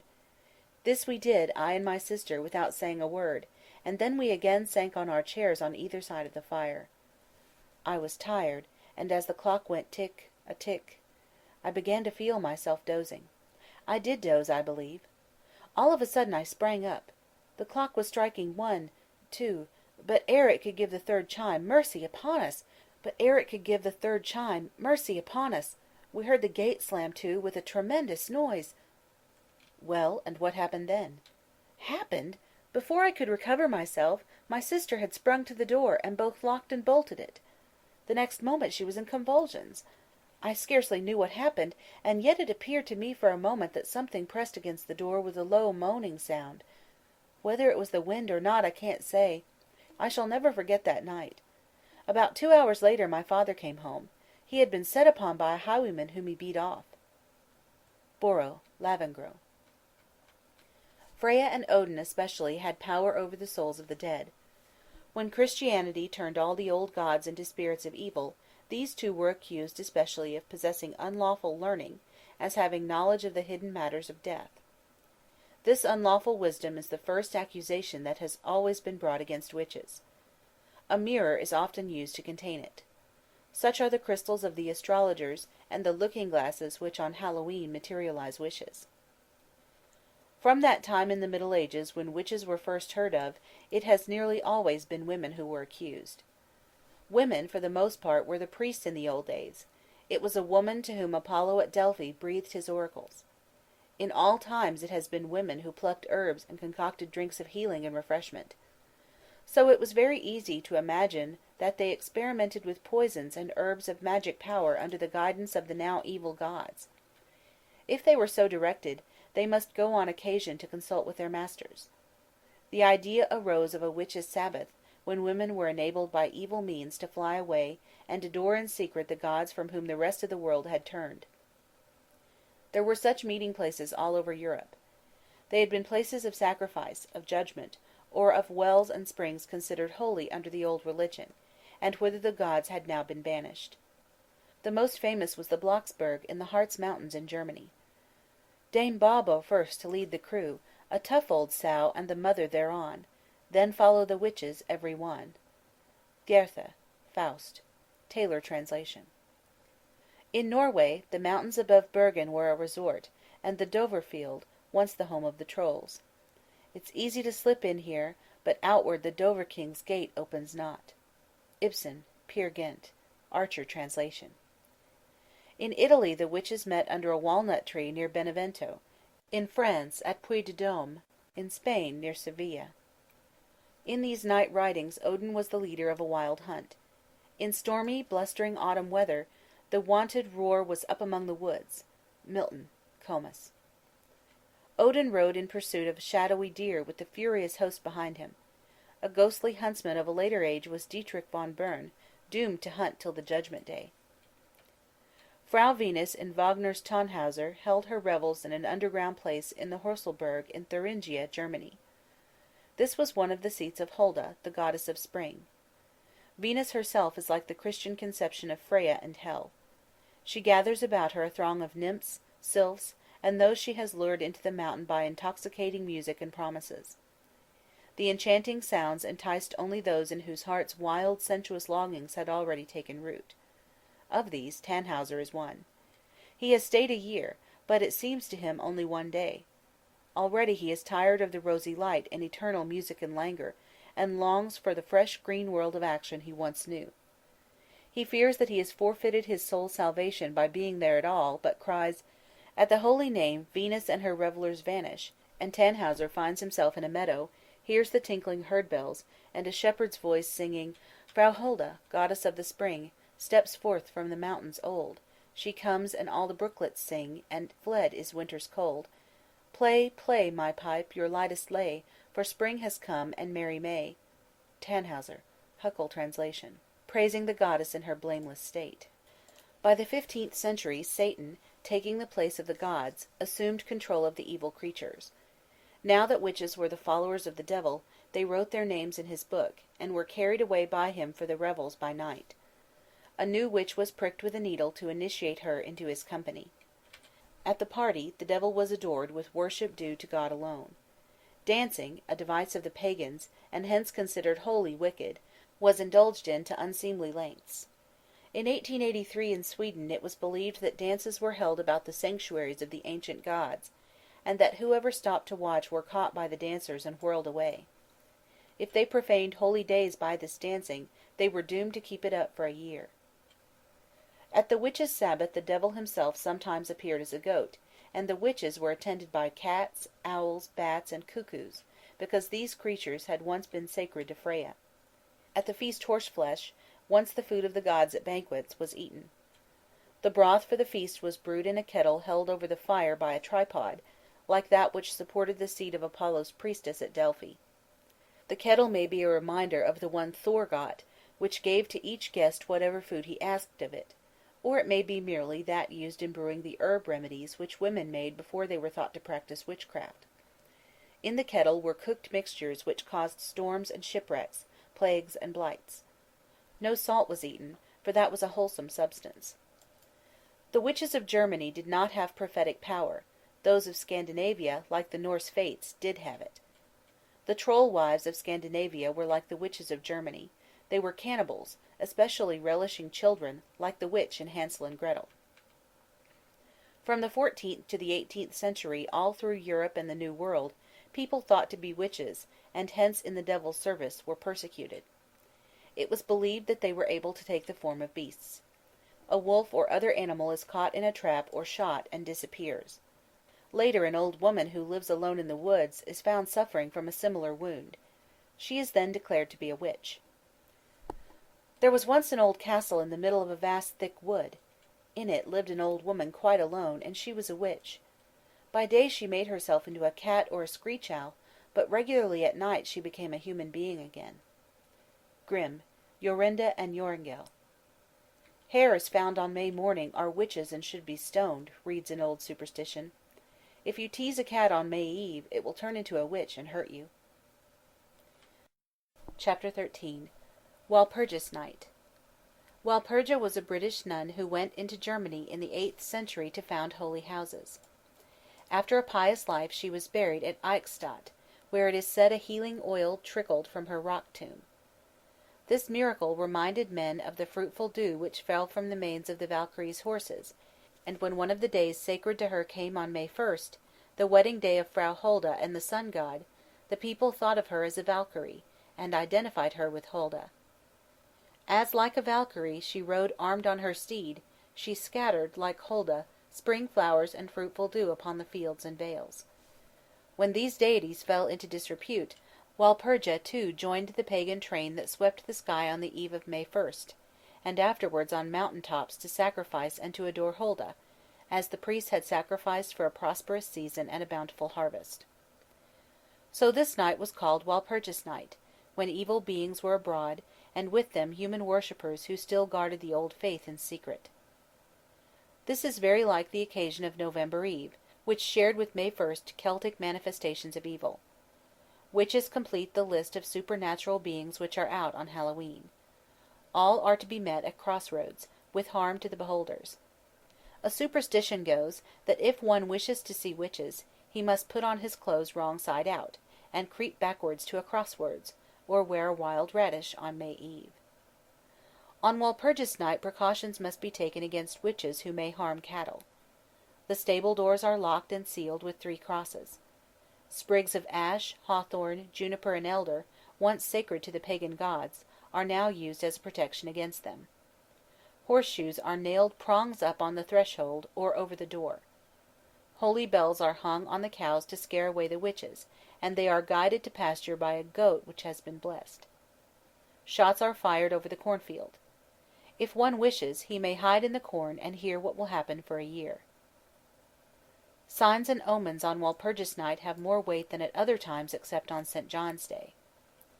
On Walpurgis Night, make good crops of autumn grain, but rain on May Day is harmful to them.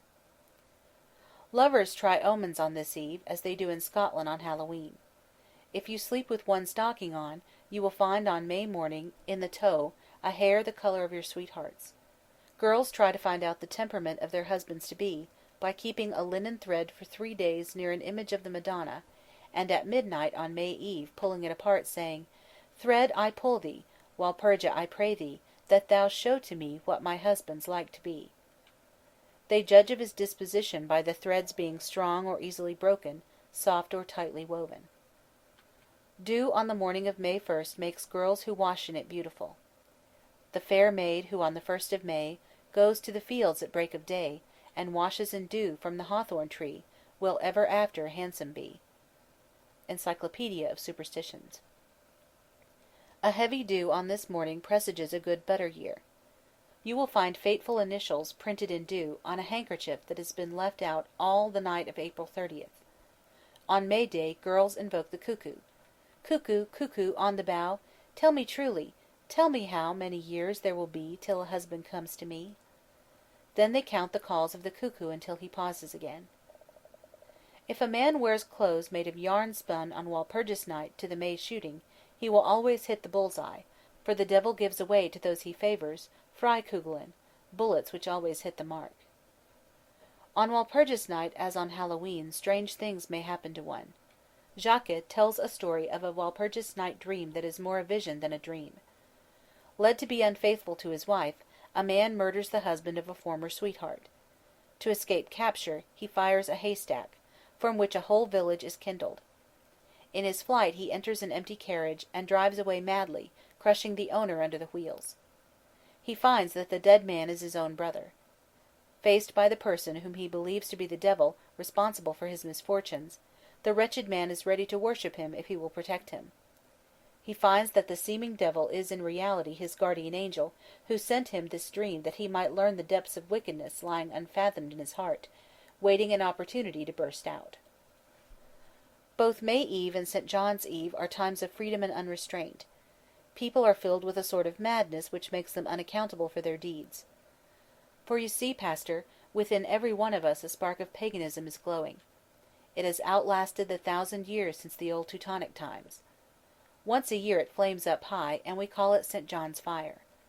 Once a year comes Free Night. Yes, truly, Free Night. Then the witches, laughing scornfully, ride to Blocksberg, upon the mountain top, on their broomsticks, the same broomsticks with which at other times their witchcraft is whipped out of them. Then the whole wild company skims along the forest way, and then the wild desires awaken in our hearts which life has not fulfilled. Sudermann, St. John's Fire, Porter translation. Chapter 14. More hallow-tide beliefs and customs. Only the Celts and the Teutons celebrate an occasion actually like our Hallowe'en. The countries of southern Europe make of it a religious vigil, like that already described in France. In Italy, on the night of All Souls, the spirits of the dead are thought to be abroad, as in Brittany. They may mingle with living people, and not be remarked. The Midsummer is heard in all the cities. As the people pass dressed in black, bells are rung on street corners to remind them to pray for the souls of the dead. In Naples, the skeletons in the funeral vaults are dressed up, and the place visited on All Souls' Day. In Salerno, before the people go to the all-night service at church, they set out a banquet for the dead. If any food is left in the morning, evil is in store for the house. "Hark, hark to the wind! 'Tis the night," they say, "when all souls come back from the far away. The dead forgotten this many a day, and the dead remembered, aye, long and well, and the little children whose spirits dwell in God's green garden of asphodel. Have you reached the country of all content, O souls we know since the day you went From this time-worn world where your years were spent? Would you come back to the sun and the rain, the sweetness, the strife, the thing we call pain, and then unravel life's tangle again? I lean to the dark, hush, was it a sigh? Or the painted vine leaves that rustled by, or only a night bird's echoing cry?" Sherd, Hallowe'en. In Malta, bells are rung, and prayers said, and mourning worn on All Souls' Day. Graves are decorated, and the inscriptions on tombs read and reread. For the poor is prepared an All Souls' dinner, as cakes are given to the poor in England and Wales. The custom of decorating graves with flowers and offering flowers to the dead comes from the crowning of the dead by the ancients with short-lived blooms, to signify the brevity of life. In Spain, at dark on Hallowe'en, cakes and nuts are laid on graves to bribe the spirits not to disturb the vigils of the saints. In Germany, the graves of the dead are decorated with flowers and lights, on the 1st and 2nd of November. To drive away ghosts from a church, a key or wand must be struck 3 times against a bier. An All Souls' divination in Germany is a girl's going out and asking the first young man she meets his name. Her husband's will be like it. If she walks thrice about a church and makes a wish, she will see it fulfilled. Belgian children build shrines in front of their homes with figures of the Madonna and candles, and beg for money to buy cakes. As many cakes as one eats, so many souls he frees from purgatory. The races of northern Europe believed that the dead returned, and were grieved at the lamentations of their living relatives. The same belief was found in Brittany, and among the American Indians.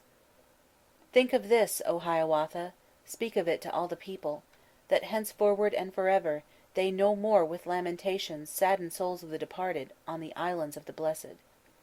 Longfellow, Hiawatha. The Chinese fear the dead and the dragons of the air. They devote the first 3 weeks of April to visiting the graves of their ancestors and laying baskets of offerings on them. The great dragon, Feng Shin, flies scattering blessings upon the houses. His path is straight unless he meets with some building. Then he turns aside, and the owner of the too lofty edifice misses the blessing. At Nikko, Japan, where there are many shrines to the spirits of the dead, masques are held to entertain the ghosts who return on Midsummer Day. Every street is lined with lighted lanterns, and the spirits are sent back to the other world in straw boats lit with lanterns, and floated down the river. To see ghosts in Japan one must put 100 rushlights into a large lantern, and repeat 100 lines of poetry, taking 1 light out at the end of each line, or go out into the dark with 1 light and blow it out. Ghosts are identified with witches. They come back especially on moonlit nights. On moonlight nights, when the coast wind whispers in the branches of the tree, Omatsu and Tioyo may sometimes be seen, with bamboo rakes in their hands, gathering together the needles of the fir. Rinder, Great Fir Tree of Takasago. There is a Chinese saying that a mirror is the soul of a woman. A pretty story is told of a girl whose mother, before she died, gave her a mirror, saying, "Now, after I am dead, if you think longingly of me, take out the thing that you will find inside this box, and look at it. When you do so, my spirit will meet yours, and you will be comforted." When she was lonely, or her stepmother was harsh with her, the girl went to her room and looked earnestly into the mirror. She saw there only her own face, but it was so much like her mother's that she believed it was hers indeed, and was consoled. When the stepmother learned what it was her daughter cherished so closely, her heart softened toward the lonely girl, and her life was made easier. By the Arabs, spirits were called jinns or genii. They came from fire, and looked like men or beasts. They might be good or evil, beautiful or horrible, and could disappear from mortal sight at will. Nights when they went abroad, it behooved men to stay under cover. "Ha! They are on us, close without! Shut tight the shelter where we lie! With hideous din the monster rout, dragon and vampire fill the sky." Hugo, The Jinns. Chapter 15. Halloween in America. In colonial days, Halloween was not celebrated much in America. Some English still kept the customs of the Old World, such as apple ducking and snapping, and girls tried the apple paring charm to reveal their lovers' initials, and the comb and mirror test to see their faces. Ballads were sung and ghost stories told, for the dead were thought to return on Halloween. There was a young officer in Phips's company at the time of the finding of the Spanish treasure ship, who had gone mad at the sight of the bursting sacks that divers had brought up from the sea, as the gold coins covered the deck. This man had once lived in the old stone house on the fair green lane, and a report had gone out that his spirit still visited it, and caused discordant noises. Once, on a gusty November evening, when the clouds were scudding over the moon, A hall door had blown open with a shrieking draught and a force that caused the floor to tremble. Butterworth. Hallowe'en Reformation. Elves, goblins, and fairies are native on American soil. The Indians believed in evil manitous, some of whom were water gods who exacted tribute from all who passed over their lakes. Henry Hudson and his fellow explorers haunted as mountain trolls the Catskill Range. Like Ossian and so many other visitors to the other world, Rip Van Winkle is lured into the strange gathering, and thinks that he passes the night there, wakes, and goes home to find that 20 years have whitened his hair, rusted his gun, and snatched from life many of his boon companions. "My gun must have cotched the rheumatics too. Now that's too bad. Them fellows have gone and stolen my good gun, and leave me this rusty old barrel. Why, is that the village of Falling Waters that I see? Why, the place is more than twice the size it was last night. I don't know whether I am dreaming, or sleeping, or waking." Jefferson, Rip Van Winkle. The persecution of witches, prevalent in Europe, reached this side of the Atlantic in the 17th century. This sudden burst of wickedness and crime was but the common madness of the time, when in all lands that lie within the sound of Sabbath bells a witch was burned or drowned. Longfellow. Giles Corey of the Salem Farms. Men and women who had enemies to accuse them of evil knowledge and the power to cause illness in others were hanged or pressed to death by heavy weights. Such sicknesses they could cause by keeping a waxen image and sticking pins or nails into it, or by melting it before the fire. The person whom they hated would be in torture or would waste away like the waxen doll. Witches' power to injure and to prophesy came from the devil, who marked them with a needle prick. Such marks were sought as evidence at trials. Witches' eyes are of coals of fire from the pit. They were attended by black cats, owls, bats, and toads. Iron, as being a product of fire, was a protection against them, as against evil spirits everywhere. It had a special power when in the shape of a horseshoe. "This horseshoe I will nail upon the threshold. There, ye night hags and witches that torment the neighborhood, ye shall not enter here." Longfellow. Giles Corey of the Salem Farms. The holiday time of elves, witches, and ghosts is Hallowe'en. It is not believed in here except by some children, who people the dark with bogies who will carry them away if they are naughty.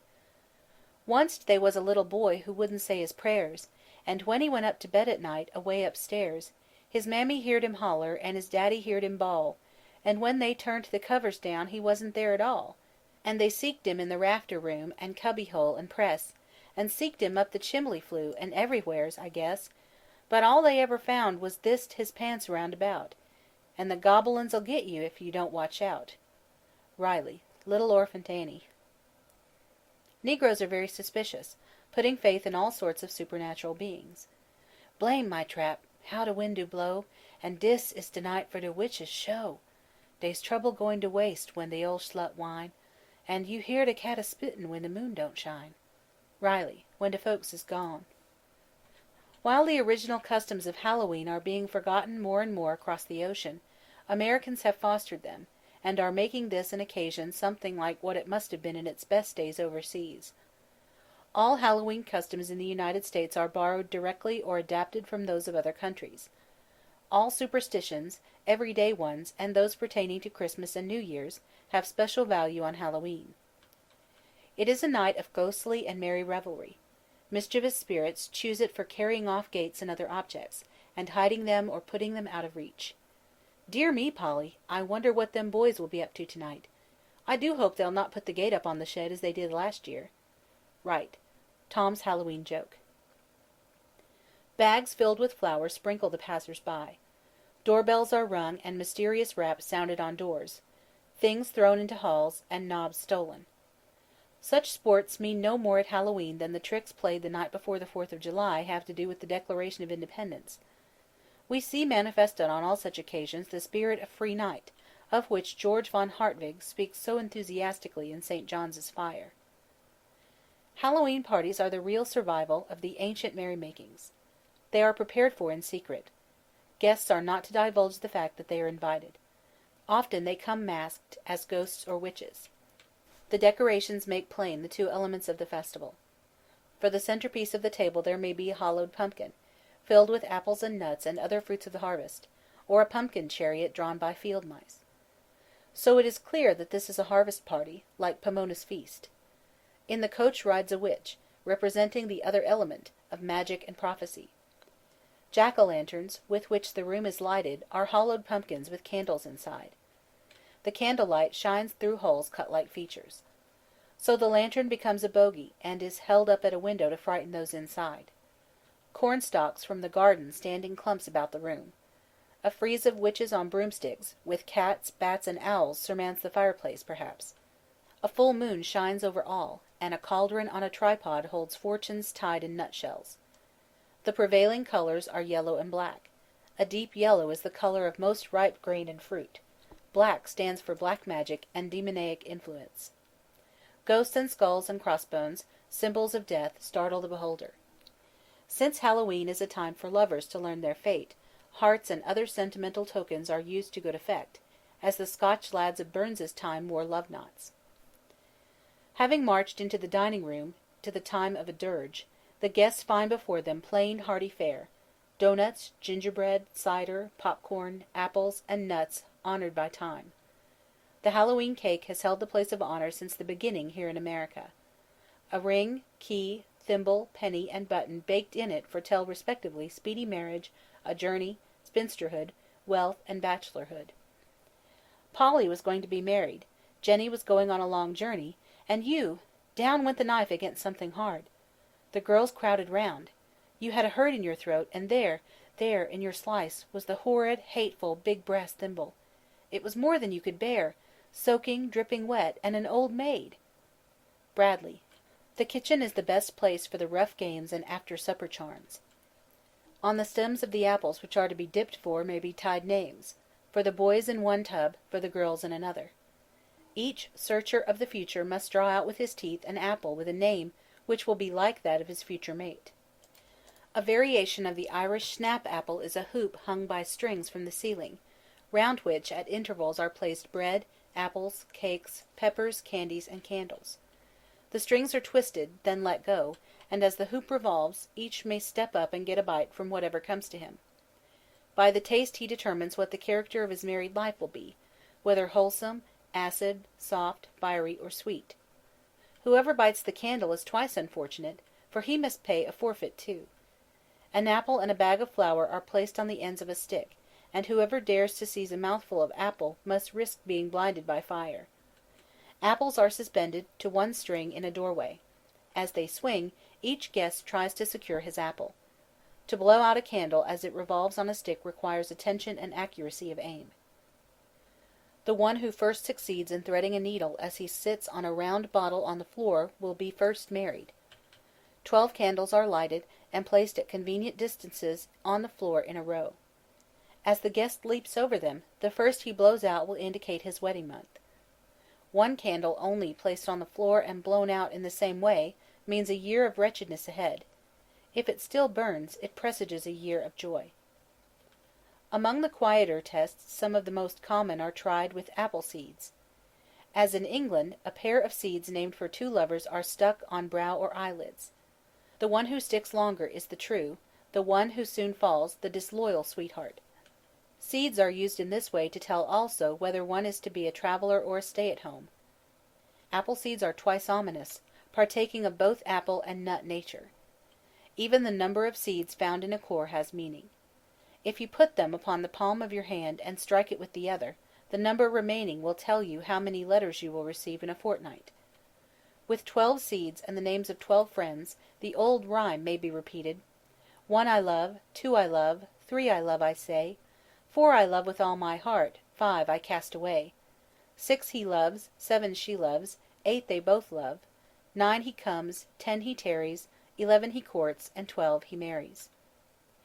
Nuts are burned in the open fire. It is generally agreed that the one for whom the first that pops is named, loves.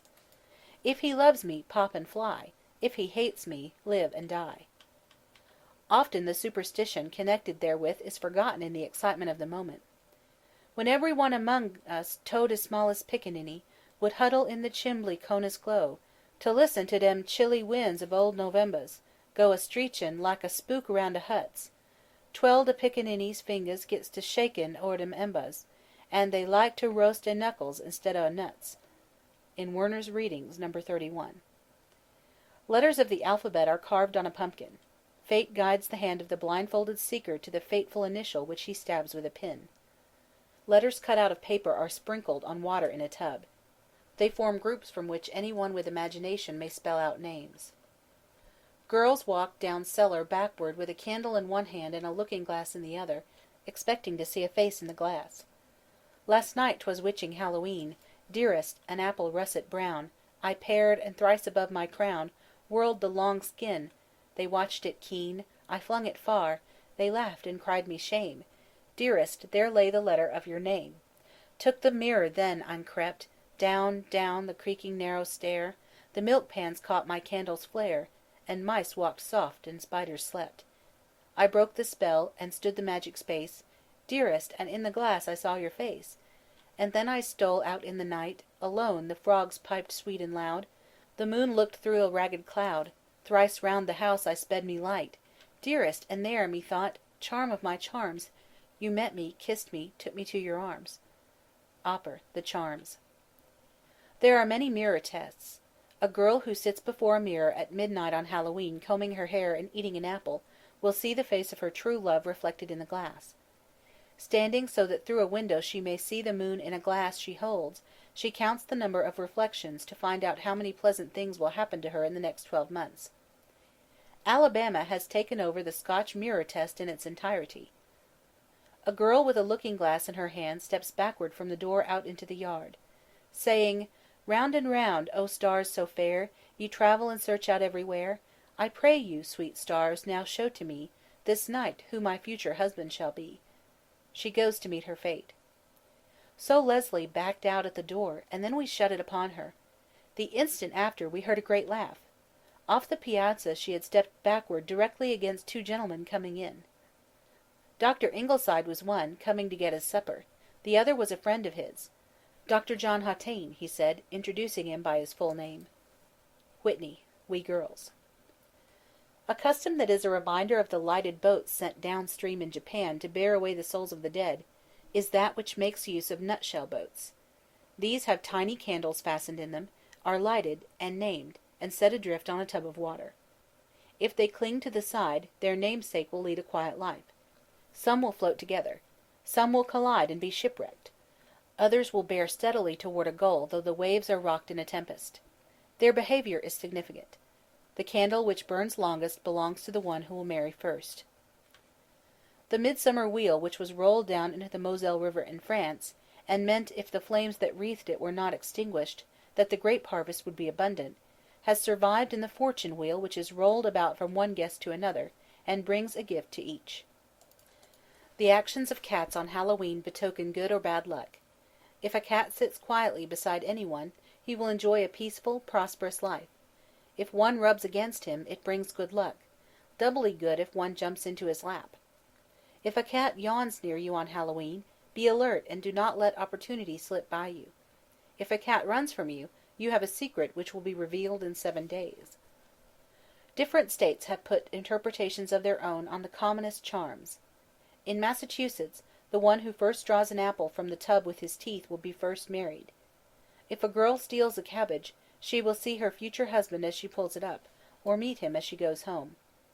If these fail, she must put the cabbage over the door and watch to see whom it falls on, for him she is to marry. A button concealed in mashed potato brings misfortune to the finder. The names of 3 men are written on slips of paper, and enclosed in 3 balls of meal. The one that rises first when they are thrown into water will disclose the sought-for name. Maine has borrowed the yarn test from Scotland. A ball is thrown into a barn or cellar, and wound off on the hand. The lover will come and help to wind. Girls in New Hampshire place in a row 3 dishes with earth, water, and a ring in them, respectively. The one who blindfolded touches the earth will soon die, water will never marry, the ring will soon be wedded. To dream of the future on Hallowe'en in Pennsylvania, one must go out of the front door backward, pick up dust or grass, wrap it in paper, and put it under his pillow. In Maryland, girls see their future husbands by a rite similar to the Scotch wedding of the sark sleeve. They put an egg to roast, and open wide all the doors and windows. The man they seek will come in and turn the egg. At supper, girls stand behind the chairs, knowing that the ones they are to marry will come to sit in front of them. The South has always been famous for its hospitality in good times. On Halloween, a miniature Druid fire burns in a bowl on the table. In the blazing alcohol are put fortunes wrapped in tinfoil, figs, orange peel, raisins, almonds, and dates. The one who snatches the best will meet his sweetheart inside of a year, and all may try for a fortune from the flames. The origin of this custom was the taking of omens from the death struggles of creatures burning in the fire of sacrifice. Another southern custom is adapted from one in Brittany. Needles are named and floated in a dish of water. Those which cling side by side are lovers. Good fortune is in store for the one who wins an apple from the tub, or against whose glass a ring suspended by a hair strikes with a sharp chime. A very elaborate charm is tried in Newfoundland. As the clock strikes midnight, a girl puts the 26 letters of the alphabet, cut from paper, into a pure white bowl which has been touched by the lips of a newborn babe only. After saying, "Kind fortune, tell me where is he who my future lord shall be? From this bowl all that I claim is to know my sweetheart's name," as she puts the bowl into a safe place until morning. Then she is blindfolded and picks out the same number of letters as there are in her own name, and spells another from them. In New Brunswick, instead of an apple, a hard-boiled egg without salt is eaten before a mirror, with the same result. In Canada, a thread is held over a lamp. The number that can be counted slowly before the thread parts is the number of years before the one who counts will marry. In the United States, a hare is thrown to the winds with the stanza chanted, "I pluck this lock of hair off my head, to tell whence comes the one I shall wed. Fly, silken hair, fly all the world round, until you reach the spot where my true love is found." The direction in which the hair floats is prophetic. The taste in Halloween festivities is now to study old traditions, and hold a Scotch party, using Burns's poem Hallowe'en as a guide, or to go a souling as the English used. In short, no custom that was once honoured at Halloween is out of fashion now. Cinnabar has been borrowed from Wales, and the dumb cake from the Hebrides. In the Scotch custom of cabbage stalk pulling, if the stalk comes up easily, the husband or wife will be easy to win. The melted lead test to show the occupation of the husband-to-be has been adopted in the United States. If the metal cools in round drops, the tester will never marry, or her husband will have no profession. White of egg is used in the same way. Like the Welsh test is that of filling the mouth with water, and walking around the house until one meets one's fate. An adaptation of the Scottish three luggies is the row of 4 dishes holding dirt, water, a ring, and a rag. The dirt means divorce, the water a trip across the ocean, the ring marriage, and the rag no marriage at all. After the charms have been tried, faggots are passed about, and by the eerie light of burning salt and alcohol, ghost stories are told, each concluding his installment as his faggot withers into ashes. Sometimes the cabbage stalks are used in the omens to take the place of faggots.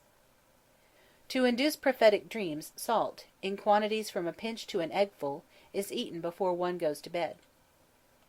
"Miss Jeanette, that's such a fine trick! You must swallow a salt herring in 3 bites, bones and all, and not drink a drop till the apparition of your future spouse comes in the night to offer you a drink of water." Adams, Chrissy's Fate. If after taking 3 doses of salt 2 minutes apart, a girl goes to bed backwards, lies on her right side, and does not move till morning, she is sure to have eventful dreams. Pills made of a hazelnut, a walnut, and nutmeg grated together and mixed with butter and sugar, cause dreams. If of gold, the husband will be rich; if of noise, a tradesman; if of thunder and lightning, a traveller. As in Ireland, bay leaves on or under a man's pillow will cause him to dream of his sweetheart. Also, turn your boots toward the street, leave your garters on your feet, put your stockings on your head, you'll dream of the one you're going to wed. Lemon peel carried all day and rubbed on the bedposts at night will cause an apparition to bring the dreaming girl 2 lemons. For quiet sleep and the fulfillment of any wish, eat before going to bed on Halloween a piece of dry bread. A far more interesting development of the Halloween idea than these innocent but colorless superstitions is promised by the pageant at Fort Worth, Texas, on October 31, 1916. In the mask and pageant of the afternoon, 4,000 school children took part. At night scenes from the pageants were staged on floats which passed along the streets. The subject was preparedness for peace, and comprised scenes from American history in which peace played an honorable part. Such were the conference of William Penn and the Quakers with the Indians, and the opening of the East to American trade. This is not a subject limited to performances at Hallow-tide. May there not be written and presented in America a truly Hallowe'en pageant, illustrating and befitting its noble origin, and making its place secure among the holidays of the year? 4 Poems. Hallowe'en. Bring forth the raisins and the nuts, tonight All Hallows' spectre struts along the moonlit way. No time is this for tear or sob, or other woes our joys to rob, but time for pippin and for bob, and jack-o'-lantern gay. Come forth, ye lass and trousered kid, from prisoned mischief raise the lid, and lift it good and high. Leave grave old wisdom in the lurch, set folly on a lofty perch, nor fear the awesome rod of birch when dawn illumes the sky. 'Tis night for revel, set apart, to re-illume the darkened heart, and rout the hosts of dole. 'Tis night when goblin, elf, and fay come dancing in their best array, to prank and royster on the way, and ease the troubled soul.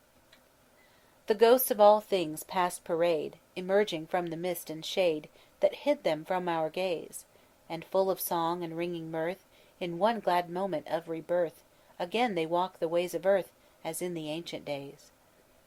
The beacon light shines on the hill, the will-o'-wisps the forest fill, with flashes filched from noon, and witches on their broomsticks spry speed here and yonder in the sky, and lift their strident voices high unto the hunter's moon. The air resounds with tuneful notes from myriads of straining throats, all hailing Folly Queen. So join the swelling choral throng, forget your sorrow and your wrong, in one glad hour of joyous song, to honor Hallowe'en. J. K. Bangs, in Harper's Weekly, November 5, 1910. Hallowe'en Failure. Who's dat peekin' in de dew? Set my heart a beatin'. Thought I see a spook, fo' show, on my way to meeting. Heerd a rustlin' all around, trees all sort o' jiggled, and along the frosty ground funny shadders wiggled. Who's dat by de winder sill, gittin' sort o' skeery? Feets is feelin' kind o' chill, eyes is sort o' teary. Most nervous as a coon when de dogs is barkin', er a widder when some spoon comes along a sparkin'. Wha's dat creepin' up de road, quiet like a ferret, hoppin' softly as a toad? Maybe it's a spirit! Lordy, hope dey ain't no ghosts come to tell me howdy. I ain't got no use for dose phantoms damp and cloudy. What's dat standin' by de fence, wid its eyes a yearnin', drivin' out my common sense wid its glances burnin'? Don't dast scarcely go to bed wid dem spooks round me. Ain't no rest for dis yere head when dem folks surround me. What's dat groanin' sound I hear off dere by de garden? Lordy, lordy, lordy dear, grant dis sinner pardon! Won't nebber, I declare, if it ain't my Sammy. Sambo, what you doin' dere? You can't scare yo' mammy. Carlyle Smith, in Harper's Weekly, October 29, 1910. Hallowe'en. Pixie, kobold, elf, and sprite are all on their rounds tonight. In the wan moon's silver ray thrives their helter-skelter play. Fond of cellar, barn, or stack, true unto the almanac, they present to credulous eyes strange hobgoblin mysteries. Cabbage stumps, straws wet with dew, apple skins, and chestnuts too, and a mirror for some lass, show what wonders come to pass. Doors they move, and gates they hide, mischiefs on moonbeams ride, are their deeds, and by their spells love records his oracles. Don't we all of long ago, by the ruddy fireplace glow, in the kitchen and the hall, those queer coof-like pranks recall? Eerie shadows they were then, but tonight they come again. Were we once more but 16, precious would be Hallowe'en. Joel Benton, in Harper's Weekly, October 31, 1896. Hallowe'en. A gypsy flame is on the hearth, sign of this carnival of mirth. Through the dun fields and from the glade flash merry folk in masquerade. It is the witching Hallowe'en.